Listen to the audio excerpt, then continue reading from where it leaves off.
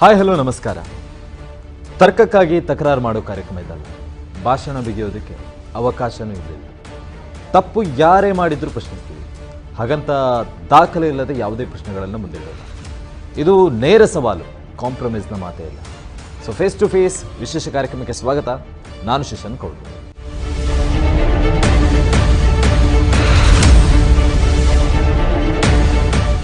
ಇವತ್ತಿನ face to face ಕಾರ್ಯಕ್ರಮದಲ್ಲಿ ಅತಿಥಿಯಾಗಿರುವವರು ಒಂದಾನೊಂದು ಕಾಲದಲ್ಲಿ ಸಂಘ ಪರಿವಾರವನ್ನ ಕಟ್ಟಿ ಬೆಳೆಸಿ ಮುಂದುವರಿಸಿದವರು. ಸುರತ್ಕಲ್ ಭಾಗ ಮಾತ್ರವಲ್ಲದೆ ಹಲವು ಕಡೆಗಳಲ್ಲಿ ಸಂಘಟನೆಯನ್ನ ಕಟ್ಟಿ ಬೆಳೆಸಿದವರು.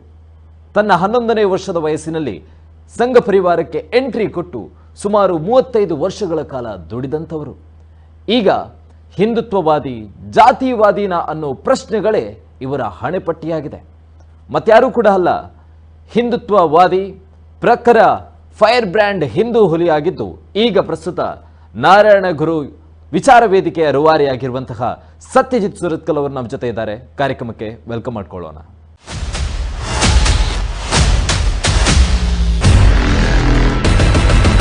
ಮತ್ತೆ ಅದೇ ನಾಯಿ ನರಿಗಳನ್ನು ಅಧಿಕಾರದಲ್ಲಿ ಗದ್ದುಗೆಯಲ್ಲಿ ಕೂರಿಸಲಿಕ್ಕೋಸ್ಕರ ನಿಮ್ಮ ಜೀವವನ್ನು ಒತ್ತೆ ಇಡ್ತೀರಾ. ತಾವು ಬಿಜೆಪಿ ನಾಯಕರ ವಿರುದ್ಧ ಮಾತಾಡ್ತೀರಾ, ಬಿಜೆಪಿ ಪಕ್ಷದ ವಿರುದ್ಧ ಮಾತಾಡ್ತೀರಾ, ಆದರೆ ಎಲ್ಲೂ ಕೂಡ ಸತ್ಯಜಿತ್ ಸುರತ್ಕಲ್ ಅವರು ನೇರವಾಗಿ ಕಾಂಗ್ರೆಸ್ ಅನ್ನ ಎದುರಾಳಿಯಾಗಿ ಮಾಡ್ಕೊಳ್ತಾ ಇಲ್ಲ ಇತ್ತೀಚಿನ ದಿನಗಳಲ್ಲಿ. ಯಾಕೆ ಒಲವಿದೆಯಾ ಕಾಂಗ್ರೆಸ್ ಮೇಲೆ? ಕಾಂಗ್ರೆಸ್ ಹಿಂದುತ್ವವನ್ನು ಹಿಡ್ಕೊಂಡ್ರೆ ಖಂಡಿತ ಏನು ಅದಕ್ಕೆ ಏನು ಬೇಸಲ್ಲ. ನಾವು ಇರೋದು ಹಿಂದುತ್ವದ ಆಧಾರದ ಮೇಲೆ. ಮುಂದಿನ ದಿನಗಳಲ್ಲಿ ಬಿಜೆಪಿಗೋಸ್ಕರ ಕೆಲಸ ಮಾಡೋದಕ್ಕೆ ಕರೆದ್ರೆ ತಾವು ಅದರಲ್ಲಿ ಭಾಗಿಯಾಗ್ತೀರಾ? ತನ್ನಂತ ಯಾವತ್ತೂ ಮಾಡಿಕೊಳ್ಳಿಕ್ಕೆ ಸತ್ಯ ಸಿದ್ಧ ಇಲ್ಲ. ನಳಿನ್ ಕುಮಾರ್ ಕಟೀಲ್ ಕೆಲವರ ಬಗ್ಗೆ ನಾನು ಏನು ಕಮೆಂಟ್ ಮಾಡೋದಿಲ್ಲ. ಓಕೆ, ಸೌಜನ್ಯ ಪ್ರಕರಣ. ಧರ್ಮದ ಬುದ್ಧಿ ಇರುವವನು ಕೈ ಹಿಡಿದ ಪತಿಯನ್ನು ಬಿಟ್ಟು ಬೇರೆ ಎಲ್ಲರನ್ನು ತಾಯಿ ಸಮಾನಾಗಿ ಕಾಣಬೇಕು.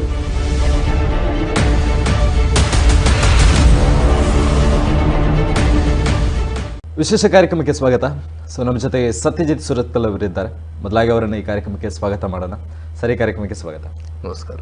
ಸೊ ಸತ್ಯಜಿತ್ ಸುರತ್ಕಲ್ ಅವರು ಹಿಂದೆ ಇದ್ದಂತಹ ಮುಖಭಾವನೆ ಆಗಿರ್ಬೋದು ಅಥವಾ ಆ ಒಂದು ಹುಮ್ಮಸ್ಸು ಇತ್ತೀಚೆಗೆ ಕಡಿಮೆ ಆಗ್ತಾ ಇದೆ ಮುಖದಲ್ಲೂ ಮತ್ತು ವೈಯಕ್ತಿಕ ಜೀವನದಲ್ಲೂ, ಹೌದಾ ಸರ್? ಮನುಷ್ಯನಿಗೆ ಪ್ರಾಯ ಆಗ್ತಾ ಹೋದ ಹಾಗೆ ಅವನು ನಡೆದಾಡುವ ವೇಗ ಆಗಲಿ, ಕಾರ್ಯ ಮಾಡುವ ರೀತಿ ಆಗಲಿ ಒಂದಷ್ಟರಲ್ಲಿ ವ್ಯತ್ಯಾಸ ಬಂದೇ ಬರ್ತದೆ. 20 ವರ್ಷದ ಪ್ರಾಯದಲ್ಲಿ, 25 ವರ್ಷದ ಆ ಒಂದು ಯೌವನದ ಪ್ರಾಯದಲ್ಲಿ ಮಾಡಿದ ಹಾಗೆ 50 ವರ್ಷ ಕಳೆದ ನಂತರ ಮಾಡ್ಲಿಕ್ಕೆ ಆಗುದೇ ಇಲ್ಲ. ದೇಹದ ಹಾವಭಾವವು ಬದಲಾವಣೆ ಆಗ್ತದೆ, ಒಂದಷ್ಟದು ಬದಲಾವಣೆ ಖಂಡಿತ ಆಗಿಯೇ ಆಗ್ತದೆ. ಆದರೆ ಒಳಗಡೆ ಇರುವಂತಹ ತುಡಿತ ಏನಿರ್ತದೆ ಯಾವತ್ತೂ ಇರೋದು ಅದರ ಮೇಲೆ.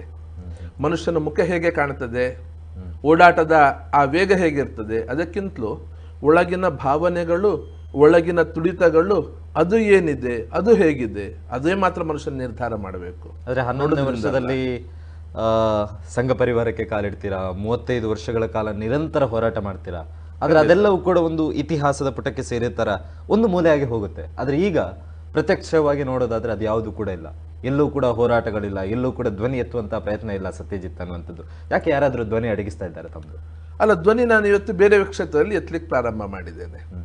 ಹಿಂದೆ ಯಾವ ಕ್ಷೇತ್ರದಲ್ಲಿ ಧ್ವನಿ ಎತ್ತಾ ಇದ್ನೋ, ಯಾವಾಗಲ್ಲಿ ಅದಕ್ಕೆ ಬೆಲೆ ಇಲ್ಲ.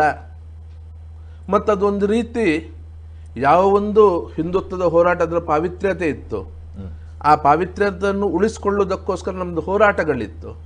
ಇವತ್ತು ಆ ಪಾವಿತ್ರ್ಯತೆ ಇಲ್ಲ. ಅದು ಕೇವಲ ಹಿಂದುತ್ವದ ಹೋರಾಟ ಅನ್ನುವಂಥದ್ದು ರಾಜಕೀಯ ಅಧಿಕಾರಕ್ಕೆ ಅನ್ನೋ ರೀತಿಯಲ್ಲಿ ಬದಲಾವಣೆ ಏನಾಗ್ತಾ ಇದೆ.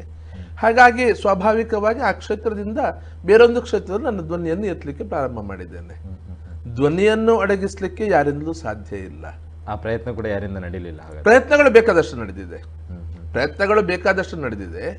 ಆದರೆ ಅದು ಅಷ್ಟು ಸುಲಭದಲ್ಲಿ ಧ್ವನಿಯನ್ನು ಅಡಗಿಸ್ಲಿಕ್ಕೆ ಸಾಧ್ಯ ಇಲ್ಲ. ಈ ಚರ್ಚಾ ವಿಚಾರವನ್ನು ಮಾತಾಡೋದಕ್ಕಿಂತ ಮುಂಚೆ ತಮ್ಮ ವೈಯಕ್ತಿಕ ಜೀವನ ಯಾವ ಥರ ಇದೆ ಸರ್? ಅಂದರೆ ಹಿಂದೆ ಸತ್ಯಜಿತ್ ಸುರತ್ಕಲ್ ಅನ್ನುವಂಥವರ ಭಾಷಣ ಕೇಳೋದಕ್ಕೆ ಸಾವಿರಾರು ಜನ ಸೇರ್ತಾ ಇದ್ರು. ಸತ್ಯಜಿತ್ ಸುರತ್ಕಲ್ ಅವರ ಹಿಂದೆ ಒಂದು ಸಂಘಟನೆ ಅಥವಾ ಕಾರ್ಯಕರ್ತರ ಸಂಖ್ಯೆಯು ಕೂಡ ಕಡಿಮೆ ಆಗ್ತಾ ಇದೆ ಅನ್ನುವಂಥ ಮಾತು ಕೂಡ ಇದೆ. ಏನಾಗ್ತಾ ಇದೆ ಜೀವನದಲ್ಲಿ ಬದಲಾವಣೆ? ಒಂದು ಸ್ವಾಭಾವಿಕ, ಯಾವ ಸಂಘಟನೆಯಲ್ಲಿದ್ನೋ ಆ ಸಂಘಟನೆಯಿದ್ದಾಗ ಆ ಸಂಘಟನೆ ಕಾರ್ಯಕರ್ತರುಗಳು ಸೇರ್ತಾ ಇದ್ರು. ಆ ಸಂಘಟನೆ ಇದರಲ್ಲಿ ಕಾರ್ಯಕರ್ತರು ಬೆನ್ನ ಹಿಂದೆ ಇರ್ತಾ ಇದ್ರು. ಇವತ್ತು ಇನ್ನೊಂದು ಕ್ಷೇತ್ರದಲ್ಲಿ ಇದ್ದೇನೆ. ಬಹುಶಃ ಜನವರಿ 22ನೇ ತಾರೀಕು ಶಿವಮೊಗ್ಗದಲ್ಲಿ ಒಂದು ದೊಡ್ಡ ಸಮಾವೇಶ ನಡೆದಿತ್ತು. ಯಾವುದೇ ರಾಜಕೀಯ ನಾಯಕರು ಅವತ್ತಿನ ವೇದಿಕೆಯಲ್ಲಿ ಇರಲಿಲ್ಲ. ಕೊನೆಯ ಕ್ಷಣದಲ್ಲಿ ಅವತ್ತಿನ ಸಾಗರದ ಶಾಸಕರು ಅವರು ಬಂದಿದ್ರು. ಕೊನೆಯ ಕ್ಷಣದಲ್ಲಿ ಬಂದರು. ಅವ್ರದ್ದು ಏನೇ ಕೊಡುಗೆ ಇಲ್ಲ, ಹತ್ತಿಸ್ಬೇಕೋ ಬೇಡೋ ಅಂತ ಹೇಳಿಕೊಂಡಿದ್ವಿ ನಾವು. ಕಾರ್ಯಕ್ರಮದ ಆಮಂತ್ರಣದಲ್ಲಿ ಹೆಸರಿರಲಿಲ್ಲ, ಆದರೆ ಕೊನೆಗೆ ಬಂದಿರೋ ಕಾರಣಕ್ಕೋಸ್ಕರ ವೇದಿಕೆಯಲ್ಲಿ ಕೂರಿಸೋಣ ಅಂತ ಹೇಳಿಕೊಂಡು ಕೂರಿಸಿತ್ತು. ಆದರೆ ಅವರು ಬರ್ತಾರೆ ಅನ್ನೋಂಥ ಕೂಡ ಯಾರಿಗೂ ಇರಲಿಲ್ಲ.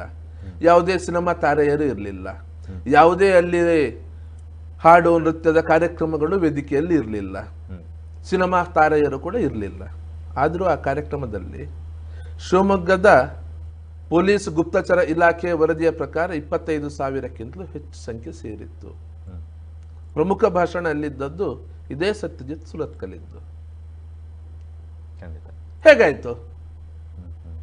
ಸತ್ಯಜಿತ್ ಸುರತ್ಕಲ್ನ ಬೆನ್ನ ಹಿಂದುಗಡೆ ಕಾರ್ಯಕರ್ತರಿಲ್ಲ, ಅವನ ಜೊತೆ ತಂಡ ಇಲ್ಲ, ಅವನ ಜೊತೆ ಸಂಘಟನೆ ಇಲ್ಲ, ಅವನನ್ನು ಕೇಳುವವರು ಇಲ್ಲ ಅಂತ ಹೇಳಿಕೊಂಡಿದ್ರೆ, ಅದೇ ಶಿವಮೊಗ್ಗದಲ್ಲಿ ಕೇವಲ 15 ದಿವಸದ ಹಿಂದೆ ಸಂಘ ಪರಿವಾರದ ಯಾವ ಸಂಘಟನೆಯಲ್ಲೂ ನಾನು 26 ವರ್ಷ ನನ್ನ ಜೀವನವನ್ನು ವ್ಯಯಿಸಿದ್ದೇನೆ. ಹಿಂದೂ ಜಾಗರಣೆ ವೇದಿಕೆ.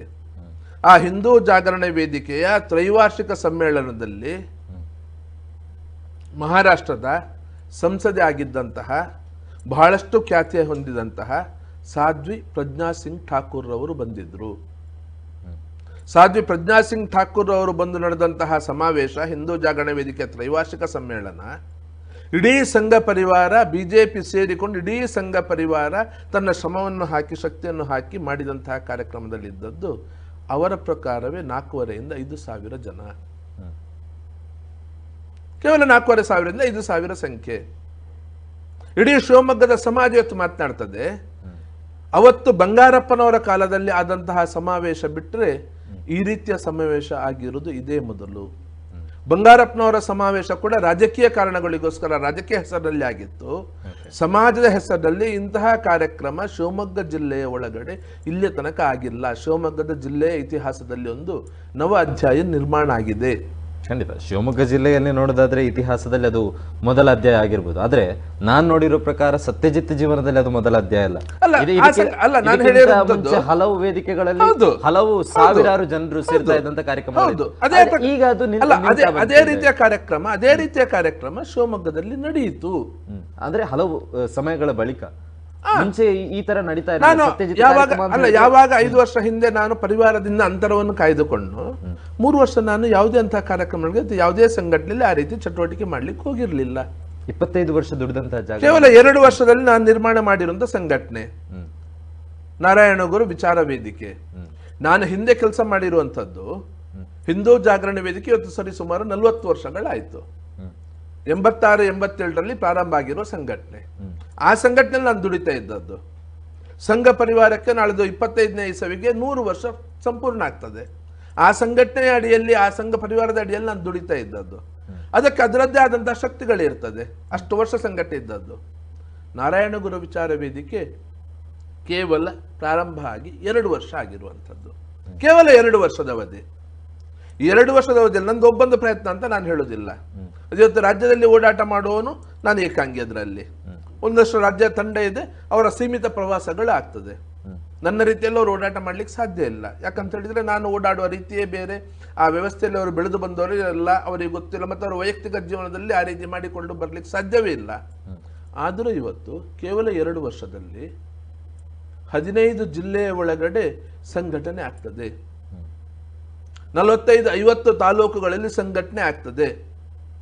ಕೆಲವೊಂದು ತಾಲೂಕುಗಳಲ್ಲಿ ಗ್ರಾಮದ ತನಕ, ಶಿವಮೊಗ್ಗ ಜಿಲ್ಲೆಯ 3-4 ತಾಲೂಕುಗಳಲ್ಲಿ ಗ್ರಾಮ ತನಕ ಸಂಘಟನೆ ಹೋಗ್ತದೆ, ವಿಸ್ತಾರ ಆಗ್ತದೆ. ಸಮಾಜ ಬಹಳ ಕಡಿಮೆ ಇರುವಂತಹ, ಬಹಳ ಕಡಿಮೆ ಸಣ್ಣ ಜನಸಂಖ್ಯೆ ಇರುವಂತಹ ನಮ್ಮ ಉತ್ತರ ಕರ್ನಾಟಕದಲ್ಲಿ, ಅಲ್ಲಿ ಕೂಡ ಗಂಗಾವತಿ ಅಂತ ತಾಲೂಕಿನಲ್ಲಿ ಎಲ್ಲಿ ನಮ್ಮ ಸಮಾಜ 100-150ಕ್ಕಿಂತ ಹೆಚ್ಚು ಜನಸಂಖ್ಯೆ ಇದೆ, ಆ ಭಾಗದಲ್ಲಿ ಇವತ್ತು ಸಂಘಟನೆಗಳಾಗ್ತಾ ಇದೆ. ಅಲ್ಲಿ ಗ್ರಾಮ ಅಂತ ಹೇಳಿ ಇಟ್ಕೊಳ್ಳಿಲ್ಲ, ತಾಲೂಕಿನ ಒಳಗಡೆ 100-150 ಜನಸಂಖ್ಯೆ ನಮ್ಮ ಸಮಾಜ ಎಲ್ಲಿದೆ ಆ ಗ್ರಾಮಗಳನ್ನು ಟಾರ್ಗೆಟ್ ಮಾಡಿಕೊಂಡು ಸಂಘಟನೆ ಆಗ್ತಾ ಇದೆ. ಯಾವ ಚೌಕಟ್ಟಿನಲ್ಲಿ ಸಂಘಟನೆ ಮಾಡಬೇಕು, ಹೇಗೆ ಮಾಡಬೇಕು ಅದು ಗೊತ್ತಿದ್ದ ಕಾರಣಕ್ಕೋಸ್ಕರ ಸಂಘ ಪರಿವಾರದ ವ್ಯವಸ್ಥೆಯನ್ನು ಇವತ್ತು ನಾನು ಅಲ್ಲಿ ಕೊಂಡೋಗಿರೋದಕ್ಕೋಸ್ಕರ ಆ ಸ್ಥಿತಿಗೆ ಇವತ್ತು ನಾರಾಯಣಗುರು ವಿಚಾರ ವೇದಿಕೆ ಕೇವಲ 2 ವರ್ಷದಲ್ಲಿ ಈ ಸ್ಥಿತಿಯನ್ನು ತಲುಪ್ತಾ ಇದೆ. ಅದರ ಒಂದು ಕಾರ್ಯಕ್ರಮದ ಒಂದು ಸಣ್ಣ ರೂಪ ತೋರಿಸಿರುವಂಥದ್ದು ಅಲ್ಲಿ ಶಿವಮೊಗ್ಗದಲ್ಲಿ. ಆದರೆ ಈ 40 ವರ್ಷ ದುಡಿದಂತಹ ಹೋರಾಟ ನಡೆಸಿದಂತಹ ಹಿಂದೂ ಜಾಗರಣ ವೇದಿಕೆಯಿಂದ ಒಮ್ಮಿಂದೊಮ್ಮೆಲೆ ಸತ್ಯಜಿತ್ ಅವರು ಹೊರಗೆ ಬರಲಿಕ್ಕೆ ಕಾರಣ ಏನು? ಅಥವಾ ತಾವೇ ಬಂದ್ರ ಅಥವಾ ಯಾರಾದರೂ ಸಂಘಟನೆಯಿಂದ ಹೊರ ಕಳಿಸಿದ್ರ? ಯಾವಾಗಲ್ಲಿ ಅವಶ್ಯಕತೆ ಇಲ್ಲ ಅಂತ ಹೇಳಿ ಆಯ್ತು. ನಿಮ್ಮ ಅವಶ್ಯಕತೆ? ಹೌದು. ಯಾತಕ್ಕೆ? ಹಿಂದುತ್ವ ಗಟ್ಟಿಯಾಗಿದೆ. ದಕ್ಷಿಣ ಕನ್ನಡ ಉಡುಪಿ ಜಿಲ್ಲೆಯಲ್ಲಿ ಯಾರಿದ್ರೂ ನಡೀತದೆ, ಯಾರಿಲ್ಲದಿದ್ರೂ ನಡೀತದೆ. ಹಿಂದಿನಿಂದ ಹಿರಿಯರು ಬಿಟ್ಟು ಕಟ್ಟಿಕೊಂಡವರೆಲ್ಲ ಶ್ರಮಪಟ್ಟು ಏನು ದುಡ್ದು ಅವರ ಜೀವನದಕ್ಕೆ ಮುಡಿಪಾಗಿಟ್ಟು ಏನು ಬೆಳೆಸಿದ್ದಾರೆ, ಹಿಂದುತ್ವವನ್ನು ಇಲ್ಲಿ ಬೆಳೆಸಿದ್ದಾರೆ. ದಕ್ಷಿಣ ಕನ್ನಡ ಉಡುಪಿ ಜಿಲ್ಲೆಯಲ್ಲಿ ಮೋದಿಯವರ ಪ್ರಭಾವವೂ ಅಲ್ಲ, ಅದಕ್ಕಿಂತ ಹೆಚ್ಚಾಗಿ ಹಿಂದುತ್ವದ ಪ್ರಭಾವ. ಮೋದಿಯವರ ಪ್ರಭಾವಕ್ಕಿಂತ ಹೆಚ್ಚಾಗಿ ಹಿಂದುತ್ವದ ಪ್ರಭಾವ. ಆ ಹಿಂದುತ್ವದ ಪ್ರಭಾವವನ್ನು ಗಟ್ಟಿಗೊಳಿಸಿರೋದ್ರಿಂದ, ಆ ಹಿಂದುತ್ವ ಪ್ರಭಾವವನ್ನು ಬೆಳೆಸಿರೋದ್ರಿಂದ, ಹಿಂದುತ್ವವನ್ನು ಸಂಪೂರ್ಣವಾಗಿ ನೇರವಾಗಿ ಅದು ಸಂಘ ಪರಿವಾರ ಜೊತೆಯಲ್ಲಿ, ರಾಜಕೀಯ ಹೇಳೋದು ಬಿಜೆಪಿ ಜೊತೆಯಲ್ಲಿ ಜೋಡಿಸಿಕೊಟ್ಟಿರೋದ್ರಿಂದ ನಾವ್ಯಾರು ನಮ್ಮ ವೈಯಕ್ತಿಕ ಹಿಂದೆ ನಮ್ಮ ಹಿಂದೆ ವೈಯಕ್ತಿಕ ತಂಡವನ್ನು ಕಟ್ಟಿಕೊಂಡು ಹೋದವರಲ್ಲ ನಾವು. ನಮ್ಮ ಹಿಂದೆ ವೈಯಕ್ತಿಕ ಪಡೆಯನ್ನು ಬೆಳೆಸಿದವರಲ್ಲ ನಾವು. ಪೂರ್ತಿಯಾಗಿ ನಾವು ಯಾವ ಸಂಘಟನೆ ದುಡಿದಿದ್ದೇವೆ ಆ ಸಂಘಟನೆ ಜೊತೆಯಲ್ಲಿ ಕಾರ್ಯಕರ್ತರನ್ನು ಜೋಡಿಸಿದ್ದೇವೆ ಹೊರತು ವೈಯಕ್ತಿಕ ನನ್ನ ಜೊತೆ ನಿಂತ್ಕೊಳ್ಬೇಕು ಅಂತ ಯಾವತ್ತೂ ಹೇಳಲಿಲ್ಲ ನಾನು. ಆ ರೀತಿ ಕಟ್ಟಿಕೊಂಡು ಬೆಳೆಸಿದ್ರೆ ಇವತ್ತು ನನ್ನ ಜೊತೆಯಲ್ಲಿ ಇರ್ತಾ ಇದ್ರು, ಬೇರೆ ಕಡೆ ಬೆಳೆಸಿದ ಹಾಗೆ. ನಾವು ಅದು ಮಾಡಿದವರಲ್ಲ. ನಾನು ಸಂಘಟನೆಯಿಂದ ತೀರ್ಮಾನ ಆಗಿ ರಾಜಕೀಯ ಜವಾಬ್ದಾರಿ ತಗೊಳ್ಬೇಕಿದ್ರು ಕೂಡ ಎಲ್ಲ ಕಾರ್ಯಕರ್ತರು ಹೇಳಿರೋದು ಅದುವೇ. ಹಿಂದೂ ಜಾಗರಣ ವೇದಿಕೆ ರಾಜಕೀಯ ಅಳಿವು ಉಳಿವು ಬೇರೆ ಪ್ರಶ್ನೆ. ಅದು ಈರುಳ್ಳಿಗೂ ಬಿದ್ದು ಹೋಗ್ತದೆ, ಸೇಬಿಗೂ ಸರ್ಕಾರಗಳು ಬದಲಾವಣೆ ಆಗ್ತದೆ. ಯಾವ ಕಾರಣಕ್ಕೆ ಸರ್ಕಾರ ಬದಲಾವಣೆ ಆಗ್ತದೆ ಯಾರೂ ಹೇಳಲಿಕ್ಕೆ ಸಾಧ್ಯ ಇಲ್ಲ. ಆದರೆ ಸಾಮಾಜಿಕ ಹೋರಾಟ ಯಾವತ್ತೂ ಜೀವಂತ ಇರಬೇಕು. ಯಾವುದೇ ಪರಿಸ್ಥಿತಿಯಲ್ಲಿ ಸಮಾಜವನ್ನು ರಕ್ಷಣೆ ಮಾಡೋದು ಯಾವುದು ಅಂತ ಕೇಳಿದ್ರೆ ಅದು ರಾಜಕೀಯ ಅಲ್ಲ, ಅದು ಸಾಮಾಜಿಕ ಹೋರಾಟ, ಸಾಮಾಜಿಕ ಸಂಘಟನೆ ರಕ್ಷಣೆ ಮಾಡುವಂಥದ್ದು. ಅಕಸ್ಮಾತ್ ನಾಳೆ ಸತ್ಯಜಿತ್ ಸುರತ್ಕಲ್ಗೆ ವಿಧಾನಸಭೆಗೋ ಲೋಕಸಭೆಗೋ ಸ್ಪರ್ಧೆ ಮಾಡಲಿಕ್ಕೆ ಅವಕಾಶ ಸಿಕ್ಕಿದ್ರು ಕೂಡ ಜಾಗರಣೆ ವೇದಿಕೆ ನಾನೊಂದು ಪದ್ಧತಿ ಬೆಳೆಸಿದ್ದೆ. ನಾನು ಜವಾಬ್ದಾರಿ ಇರುವಂತಹ ಕಾರ್ಯಕರ್ತರು ಯಾವುದೇ ಕಾರಣಕ್ಕೆ ಚುನಾವಣಾ ರಾಜಕೀಯದಲ್ಲಿ ಅವರು ಬರಬಾರ್ದು, ಭಾಗವಹಿಸಬಾರ್ದು. ಯಾಕಂತ ಹೇಳಿದ್ರೆ ಹಿಂದುತ್ವ ಅಂತ ಹೇಳಿದ ಮೇಲೆ, ಹಿಂದೂಗಳು ಅಂತ ಹೇಳಿದ ಮೇಲೆ ಕಾಂಗ್ರೆಸ್ನಲ್ಲಿರೋ ಹಿಂದುವು ಹಿಂದುವೆ, JDS ನಲ್ಲಿರೋ ಹಿಂದುವು ಹಿಂದುವೆ, ಎಲ್ಲಾ ಹಿಂದೂಗಳನ್ನು ಒಟ್ಟುಗೂಡಿಸಬೇಕು. ಹಿಂದುತ್ವದ ಪ್ರಶ್ನೆ ಬಂದಾಗ, ಸಮಾಜದ ಅಳಿವುಳಿನ ಪ್ರಶ್ನೆ ಬಂದಾಗ ಅವನು ಯಾವುದೇ ಪಕ್ಷದಲ್ಲಿರಲಿ, ವಿವೇಕಾನಂದದ್ದು ಏನ್ ಮಾತಿದೆ, ಹಿಂದೂ ಎನ್ನುವ ಶಬ್ದದ ಉಚ್ಚಾರ ಮಾತಿನಲ್ಲಿ ಮೈಯಲ್ಲಿ ರೋಮಾಂಚನ ಆಗಲಿ. ಹಿಂದೂ ಅನ್ನೋ ಹೆಸರನ್ನು ಇಟ್ಟುಕೊಂಡು ಯಾವುದೇ ವ್ಯಕ್ತಿ ಜಗತ್ತಿನ ಯಾವುದೇ ಮೂಲೆಯಲ್ಲಿದ್ದರೂ ಅವನಿಗೆ ಅನ್ಯಾಯ ಆದಾಗ ಅದಕ್ಕೋಸ್ಕರ ನಿಂತ್ಕೊಳ್ಳೋ ಮನಸ್ಸು ನಿಂದಾಗಬೇಕು. ಹಾಗಂತ ಹೇಳಿದ್ರೆ, ಹಾಗಾಗಿ ಹಿಂದೂ ಅಂತ ಹೇಳಿದ್ರೆ ಯಾವುದೇ ಎಲ್ಲಿಯೇ ಇರಲಿ, ಹಿಂದುತ್ವದ ಪ್ರಶ್ನೆ ಬಂದಾಗ ಒಂದು ರಾಜಕೀಯ ಬಿಟ್ಟು ಹಿಂದುತ್ವ ಹೆಸರಲ್ಲಿ ಒಟ್ಟಾಗುವಂಥದ್ದು ಮಾಡಬೇಕು, ಕಲಿಸಬೇಕು. ಆ ರೀತಿ ಅನೇಕ ಉದಾಹರಣೆಗಳಿದೆ ನಾವು ನಡೆಸಿಕೊಂಡು ಬಂದಿರುವಂತದ್ದು. ಆದ್ರೆ ಈಗ ನನ್ನ ಪ್ರಶ್ನೆಗೆ ತಮ್ಮ ಉತ್ತರಗಳು ಬರ್ತಾ ಇಲ್ಲ. ಅಂದ್ರೆ ಹಿಂದೂ ಜಾಗರಣ ವೇದಿಕೆಯಲ್ಲಿ ಇರ್ತೀರಾ, ಯಾವುದೋ ಸ್ವಾರ್ಥಕ್ಕೋಸ್ಕರ ಅದನ್ನೇ ಜಾಗರಣ ವೇದಿಕೆಯನ್ನು ಬಿಟ್ಟು ರಾಜಕೀಯಕ್ಕೆ ಹೋಗ್ತೀರಾ? ಈಗ ಖಂಡಿತ ತಮ್ಮ ಶಬ್ದ ಏನಿದೆ, ಸ್ವಾರ್ಥಕ್ಕೋಸ್ಕರ ಅಂತ ಹೇಳಿದ್ರೆ ಸ್ವಾರ್ಥಕ್ಕೋಸ್ಕರ ರಾಜಕೀಯ ಪ್ರವೇಶ ಯೋಚನೆ ಮಾಡಿರೋದೇ ಅಲ್ಲ. ಮತ್ತೆ ಯಾವ ಕಾರಣಕ್ಕೋಸ್ಕರ ರಾಜಕಾರಣವನ್ನ ಪ್ರವೇಶ ಮಾಡಬೇಕಾಯ್ತು? ಹಿಂದುತ್ವ ಹೋರಾಟದಲ್ಲಿ ಬರ್ತಾ ಇದ್ದಂತಹ ಸಮಸ್ಯೆಗಳು, ಎದುರಿಸ್ತಾ ಇದ್ದಂತಹ ಸಮಸ್ಯೆಗಳು, ಕಾರ್ಯಕರ್ತರ ಆ ಕಷ್ಟಗಳಿಗೆ ಸ್ಪಂದನೆ ಮಾಡಲಿಕ್ಕೆ ಬೇಕಾದಂತಹ ಅವಕಾಶಗಳು, ವ್ಯವಸ್ಥೆಗಳು, ಇದರ ಕೊರತೆಯನ್ನು ಪೂರೈಕೆ ಮಾಡುವುದಕ್ಕೋಸ್ಕರ ಅನಿವಾರ್ಯವಾಗಿ ರಾಜಕೀಯದ ಬಗ್ಗೆ ಯೋಚನೆ ಮಾಡಬೇಕಾಯ್ತು. ನನ್ನ ವೈಯಕ್ತಿಕ ಸ್ವಾರ್ಥಕ್ಕೋಸ್ಕರ ಅಲ್ಲ. ಯಾವಾಗ ದಕ್ಷಿಣ ಕನ್ನಡ ಜಿಲ್ಲೆಯಲ್ಲಿ ಟಾರ್ಗೆಟೆಡ್ ಮರ್ಡರ್ ಅಂತ ಹೇಳ್ತಾರೆ, ಇಂಥವರನ್ನೇ ಹತ್ಯೆ ಮಾಡಬೇಕು ಅಂತ ಹೇಳಿಕೊಂಡು ಗುರುತು ಮಾಡಿಕೊಂಡು ಆ ಹತ್ಯೆಗಳ ಸರಣಿ ಪ್ರಾರಂಭ ಆಗ್ತದೆ, ದೊಡ್ಡ ದೊಡ್ಡ ಗಲಭೆಗಳು ಆಗ್ತದೆ. ಆ ಕಾರ್ಯಕರ್ತರ ಮನೆಗಳು ಅಥವಾ ಯಾವುದೋ ಒಂದಷ್ಟು ಹುಡುಗರು ಇದನ್ನು ತಡಿಬೇಕಿದೆ, ಇದಕ್ಕೆ ವಾಪಸ್ ಉತ್ತರ ಕೊಡಬೇಕು, ಅದೇ ರೀತಿ ಉತ್ತರ ಕೊಡಬೇಕು ಅಂತ ಅವರಾಗಿಯೇ ಯೋಚನೆ ಮಾಡಿಕೊಂಡು ಅದಕ್ಕೆ ವಾಪಸ್ ಉತ್ತರ ಕೊಟ್ಟುಕೊಂಡು ಹೋದಾಗ ಆ ಹುಡುಗರ ಮನೆಗಳು, ಅವರ ಕೇಸುಗಳು, ಅವರ ಜೈಲು, ಕೋರ್ಟು, ಈ ಎಲ್ಲ ಅಷ್ಟು ಸಮಯ ಅವರ ಮನೆಗಳು ಇದನ್ನು ಪರಿವಾರವನ್ನು ನೋಡಿಕೊಳ್ಳುವಂಥದ್ದು. ಬಹುತೇಕರ ಪರಿವಾರದ ಮನೆಗಳು ಯಾವುದೋ ಸುಸ್ಥಿತಿಯಲ್ಲಿ ಇರಲಿಲ್ಲ. ಆ ಮನೆಗಳಿಗೆ ವ್ಯವಸ್ಥೆಯನ್ನು ಮಾಡುವಂಥದ್ದು, ಈ ಎಲ್ಲ ಜವಾಬ್ದಾರಿಯನ್ನು ಯಾವಾಗ ರಾಜಕೀಯದಲ್ಲಿ ಹಿಂದುತ್ವ ಹೆಸರಿನಲ್ಲಿ ರಾಜಕೀಯಕ್ಕೆ ಅಧಿಕಾರಕ್ಕೆ ಬಂದವರು ಯಾವಾಗ ಮಾಡೋದಿಲ್ಲ ಅಂತ ಹೇಳಿ ಅನಿಸ್ತು, ಆವಾಗ ಕಾರ್ಯಕರ್ತರು ಹೇಳಿದ್ರು, ನೀವೇನೇನೋ ಮಾಡಿಕೊಂಡು ಅದಕ್ಕೋಸ್ಕರ ನಾವು ಕಷ್ಟಪಟ್ಟಂತಹ ಅದು ನಮ್ಗೆ ಗೊತ್ತಿರುವಂತಹದ್ದು. ಟ್ಯಾಬ್ಲೋ ಮಾಡಿಕೊಂಡು ನಾವು ನಮ್ಮ ಎಲ್ಲ ಹಬ್ಬ ಹರಿದಿನ ಬಿಟ್ಟು ನಾವು ಕಾರ್ಯಕರ್ತರು ಟ್ಯಾಬ್ಲೋ ಬಾಡಿಗೆ ತಗೊಂಡು ಹೋಗಿ ಅದರಿಂದ ಬರುವ ಹಣವನ್ನು ಕಾರ್ಯಕರ್ತರ ಮೊಕದ್ದಮೆಗೋಸ್ಕರ ಉಪಯೋಗ ಮಾಡ್ತಾ ಇದ್ವಿ. 91ನೇ ಇಸವಿಯಿಂದ ಸುರತ್ಕಲ್ನಲ್ಲಿ ಮಾರಿ ಪೂಜೆಗೆ ಇವತ್ತಿನ ತನಕ ಕೂಡ ಸಂಘಟನೆ ಹೂ ಮಾರಾಟ ಮಾಡುವಂಥದ್ದು, ಮಲ್ಲಿಗೆ ಮಾರಾಟ ಮಾಡುವಂಥದ್ದು, ಬೇರೆ ಯಾರಿಗೂ ಮಾರಾಟ ಮಾಡ್ಲಿಕ್ಕೆ ಅವಕಾಶ ಇಲ್ಲ. ಅದರಿಂದ ಉಳಿದ ಹಣ ಕೂಡ ಒಂದಲ್ಲಿ ಕಡಿಮೆಯಲ್ಲಿ ಕೊಡಬೇಕು, ಉಳಿದ ಹಣ ಮತ್ತೆ ಅದು ಈ ರೀತಿಯ ಸಮಸ್ಯೆಗಳಿಗೆ ಅದಕ್ಕೆ ಬೇಕಂತ ಹಣವನ್ನು ಪೂರೈಸುವುದಕ್ಕೋಸ್ಕರ. ಸಾಕಾಗುದಿಲ್ಲ ಅಂತ ಹೇಳಿದಾಗ ನವರಾತ್ರಿ ಸಂದರ್ಭದಲ್ಲಿ ಹುಲಿವೇಷ ಸಂಘಟನೆಯ ಕಾರ್ಯಕರ್ತರೇ ಅದನ್ನು ಅಭ್ಯಾಸ ಮಾಡಿಕೊಂಡು ಹುಲಿವೇಷ ಹಾಕಿ ತಂಡವನ್ನು ಕಟ್ಟಿಕೊಂಡು ಒಂದಷ್ಟು ಹೊರಗಿಂದ ವ್ಯಕ್ತಿಯನ್ನು ಜೋಡಿಸಿಕೊಂಡು ಹುಲಿವೇಷ ಹಾಕಿಕೊಂಡು ನಾವು ತಿರುಗಾಡಿದ್ರುವುದು ಇದೆ ನವರಾತ್ರಿ ಸಂದರ್ಭದಲ್ಲಿ ಹಣ ಸಂಗ್ರಹಕ್ಕೋಸ್ಕರ. ಆಮೇಲೆ ನಮ್ಮವರೇ ಒಂದಷ್ಟು ಜನ ಹೇಳಿಕೊಟ್ರು, ಪಟಾಕಿ ವ್ಯಾಪಾರದಲ್ಲಿ ಒಂದಷ್ಟು ಲಾಭದ ಅಂಶ ಜಾಸ್ತಿ ಇದೆ, ಅದನ್ನು ಯಾಕೆ ಮಾಡಬಾರ್ದು ಅಂತ ಹೇಳಿಕೊಂಡು ಅವರಾಗಿ ನಡೆಸ್ತಾ ಇದ್ದಂತಹ ಪಟಾಕಿ ವ್ಯಾಪಾರವನ್ನು ಸುರತ್ಕಲ್ನಲ್ಲಿ ಸಂಘಟನೆ ಬಿಟ್ಟುಕೊಟ್ರು. ದೀಪಾವಳಿಯ 4 ದಿವಸ ದೀಪಾವಳಿ ಇಲ್ಲದೆ ಎಷ್ಟೋ ವರ್ಷಗಳನ್ನು ನಾವು ಕಳೆದಿದ್ದೇವೆ. ನಾವು ಮನೆಯಲ್ಲೂ ಇಲ್ಲ, ಬೆಳಿಗ್ಗೆ 8 ಗಂಟೆಗೆ 8:15 ಗಂಟೆಗೆ ಅಲ್ಲಿ ಪಟಾಕಿ ಮಳಿಗೆಗೆ ಬಂದು ಕೂತ್ಕೊಂಡ್ರೆ ರಾತ್ರಿ 11 ಗಂಟೆ ಹೋಗ್ತಾ ಇದ್ವಿ ನಾವು. ದೀಪಾವಳಿ ಇಲ್ಲದೆ 16 ವರ್ಷ ಈ ಸಮಾಜಕ್ಕೆ ಸಂಘಟನೆಗೆ ದುಡ್ಡು ಹೊಂದಿಸೋದಕ್ಕೋಸ್ಕರ ನಾವು ದುಡಿಬೇಕಾಯ್ತು. ಅದು ಸಾಕಾಗೋದಿಲ್ಲ ಅಂತ ಹೇಳಿದಾಗ ಸಮಾಜದಲ್ಲಿ ಯಾರು ದಾನಿಗಳಿದ್ದ ಅವ್ರ ಹತ್ರ ಕೇಳಿಕೊಂಡು, ಅನಂತ ಇದ್ದು ಮನೆ ಇರ್ಬೋದು, ಕ್ಯಾಂಡಲ್ಸ್ ಅಂತ ಮನೆ ಇರ್ಬೋದು, ಅಥವಾ ಬೇರೆ ಕಾರ್ಯಕರ್ತರು ಹತ್ಯೆ ಆದವರ ಯತೀಶನ ಮನೆಯಲ್ಲಿ ಇರುವಂಥ ಒಂದು ಹಣ ಇರ್ಬೋದು, ಮನೆಯಲ್ಲಿ ಕೊಡ್ಲಿಕ್ಕೆ ಬೇಕಾದ ಹಣ ಇರ್ಬೋದು, ಮಣ್ಣಗುಡ್ಡೆ ಮಂಜು ಅವರ ಮನೆಗೆ ಕೊಡುವಂಥ ಮಾಡಿದಂಥ ವ್ಯವಸ್ಥೆಗಳಿರ್ಬೋದು, ಕಾರ್ಯಕರ್ತರ ಅವರ ಮನೆಯ ಹೆಣ್ಣು ಮಕ್ಕಳ ಮದುವೆಗಿರಬಹುದು, ಈ ರೀತಿ ಆದವರ ಮನೆಗಳದ್ದು, ಇದೆಲ್ಲ ವ್ಯವಸ್ಥೆಗೆ ಅಷ್ಟು ಸುಲಭದ ವ್ಯವಸ್ಥೆ ಅಲ್ಲ. ಅದು ಸುಲಭದ ವ್ಯವಸ್ಥೆ ಅಲ್ಲ. ಕಾರ್ಯಕರ್ತರು ಯಾರು ಕೂಡ ದುಡ್ಡು ಕೇಳಲಿಲ್ಲ, ಆದರೆ ಕನಿಷ್ಠ ಅವರ ಮನೆಯನ್ನು ನಿಭಾಯಿಸಬೇಕಲ್ಲ. ಜೈಲಲ್ಲಿದ್ದಾಗ ಅವರ ಮನೆ ಸುಸೂತ್ರವಾಗಿ ನಡಿಬೇಕಲ್ಲ. ಕ್ಯಾಂಡಲ್ಸ್ ಅಂತಿರೋ ಮನೆಯಲ್ಲಿ ಟಾಯ್ಲೆಟ್ ಬಾತ್ರೂಮ್ ಇರಲಿಲ್ಲ ಸರಿಯಾಗಿ. ಪ್ರಾಯಕ್ಕೆ ಬಂದು ಹೆಣ್ಣು ಮಕ್ಕಳಿದ್ರು, ಅಮ್ಮ ಇದ್ರು, ಸರಿ ಮಾಡಿ ಕೊಡ್ಬೇಕಲ್ಲ. ವೈಯಕ್ತಿಕಕ್ಕೋಸ್ಕರ ಏನು ಮಾಡಿಲ್ಲ, ಸಮಾಜಕ್ಕೋಸ್ಕರ ಮಾಡಿದ್ದ. ಸಂಘಟನೆ ಜವಾಬ್ದಾರಿ ಇದೆಯೋ ಇರಲಿಲ್ಲೋ ಅದು ಬೇರೆ ಪ್ರಶ್ನೆ. ಆದರೆ ಅವನಾಗಿ ಕಂಡುಕೊಂಡಿದ್ದು ಈ ದಾರಿ, ಇದನ್ನು ನಿಲ್ಲಿಸಬೇಕಿದ್ದು ಅನಿವಾರ್ಯ ಅಂತ ಹೇಳಿಕೊಂಡು ಮಾಡಿಕೊಂಡು ಹೊರಟ. ಆವಾಗ ಅವನ ರಕ್ಷಣೆ ಮಾಡೋ ಸಮಾಜ ಜವಾಬ್ದಾರಿ ತಾನೆ. ಖಂಡಿತ. ಅನಂತ ಅವರ ಹತ್ಯೆ ಆದಾಗ ಎಷ್ಟು ಸಣ್ಣ ಪ್ರಾಯದ ಮಕ್ಕಳು, 4ನೇ ಕ್ಲಾಸಲ್ಲಿ 1ನೇ ಕ್ಲಾಸಲ್ಲಿದ್ದ ಮಕ್ಕಳು ತಾನೆ ಅದು. ದಿನೇಶ್ ಅವರು, ಪ್ರೇಮ್ ಅವರು, ಅವ್ರದ್ದು ಇದಾದಾಗ ಗೋಲಿಬಾರ್ನಲ್ಲಿ ಅವರು ಹತ್ಯೆ ಆದಾಗ ಏನಿತ್ತು ಆ ಮನೆಯಲ್ಲಿ? ಮನೆ ನಿರ್ಮಾಣ ಮಾಡಿಕೊಡ್ಬೇಕಾಗಿತ್ತು, ಬೇರೆ ವ್ಯವಸ್ಥೆಗಳಿತ್ತು. ಎಲ್ಲ ವ್ಯವಸ್ಥೆಗೆ ಯಾವಾಗ ಇಲ್ಲಿ ಸಮಸ್ಯೆ ಆಗ್ತದೆ. ಜುಜುಬಿ 85,000 ಪೊಳ್ಳಲ್ಲಿ ಅನಂತವೀರ ಹತ್ಯೆ ಆದಾಗ ಬ್ಯಾಂಕಲ್ಲಿ 85,000 ಸಾಲ ಇದ್ದದ್ದು, ಚಿನ್ನ ಅಡವಿಟ್ಟು ಇದ್ದ ಸಾಲ. ಸರ್ಕಾರ ಇತ್ತು, JDS BJP ಕಂಬೈನ್ಡ್ ಗವರ್ಮೆಂಟ್ ಇತ್ತು, ಮಂತ್ರಿಗಳಿದ್ರು, ಶಾಸಕರುಗಳಿದ್ರು, ಸಂಸದರಿದ್ರು. 85,000 ಒಟ್ಟು ಮಾಡಿ ಕೊಡಬೇಕಿದ್ರೆ 3 ದಿವಸ ಅಲ್ಲ 3 ತಿಂಗಳು ಬೇಕಾಯಿತು. 5,000 ಕೊಡಬೇಕು ಸತ್ಯ, 3,000 ಸಾಕಾಗುದಿಲ್ಲ ಅಂತ ಕೇಳಿರ್ತಾ ಶಾಸಕರುಗಳಿದ್ರು. ನಾಚಿಕೆ ಆಗಬೇಡ ಇವರಿಗೆ, ಯಾರೋ ಒಬ್ರು ನಿಂತ್ಕೊಂಡು ಮಾಡ್ಬೇಕಾದಂತ ಕೆಲಸ, ಅದಕ್ಕೂ ಇವರು ಕಷ್ಟಪಟ್ಟರು. ಹಾಗಾದ್ರೆ ಇಂಥ ಶಾಸಕರು, ಇಂಥ ಪಕ್ಷದಿಂದ ಏನ್ ನಿರೀಕ್ಷೆ ಮಾಡ್ಲಿಕ್ಕೆ ಸಾಧ್ಯ ಇದೆ? ಇಬ್ರು ಮಕ್ಕಳ ವಿದ್ಯಾಭ್ಯಾಸ ನಾವು ನೋಡಿಕೊಳ್ತೀವಿ ಪಕ್ಷದಂತ ಹೇಳಿಕೊಂಡು ಅವತ್ತು ಯೋಗೇಶ್ ಭಟ್ರಲ್ಲಿ ಮೋರ್ಚಾರ್ಯ ಮುಂದೆ ನಿಂತ್ಕೊಂಡು ಭಾಷಣ ಮಾಡಿದ್ರು. ತಿರುಗಿ 1 ದಿವಸ ಆದರೂ ಮನೆ ಮಕ್ಕಳದ ವಿದ್ಯಾಭ್ಯಾಸ ಏನ್ ಮಾಡಿದ್ರು ಕೇಳಿದ್ರು ಇವತ್ತು, ಅವತ್ತಿಂದ ಇವತ್ತಿನ ತನಕ? ಆ ಕೆಲಸ ಸಂಘಟನೆಯ ಜವಾಬ್ದಾರಿ ಇದ್ದದ್ರಿಂದ, ಸಂಘಟನೆಯ ಸಹಕಾರದಿಂದ ನಿಂತ್ಕೊಂಡು ಮಾಡುವಂಥ ಜವಾಬ್ದಾರಿ ನಮ್ದಿತ್ತು. ಓಕೆ, ಈಗ ಈ ರಾಜಕೀಯ ಹಿನ್ನಡೆಗೆ ಒಂದು ಕಾರಣ, ಮತ್ತೆ ಈ ಸಂಘಟನೆಯಿಂದ ಹೊರಬರೋದಕ್ಕೆ ಪ್ರಮುಖವಾಗಿ ಕಾರಣೀಕರ್ತರಾದ ಇಬ್ರು ಯಾರು ತಾವು ಹೇಳೋದಾದ್ರೆ, ನೇರವಾಗಿ ಹೇಳೋದಾದ್ರೆ? ಇಬ್ರು ಅಲ್ಲ, ನಾನು ಅವತ್ತು 3 ಜನರ ಹೆಸರು ಹೇಳಿರುವಂಥದ್ದು. ಯಾರೆಲ್ಲ?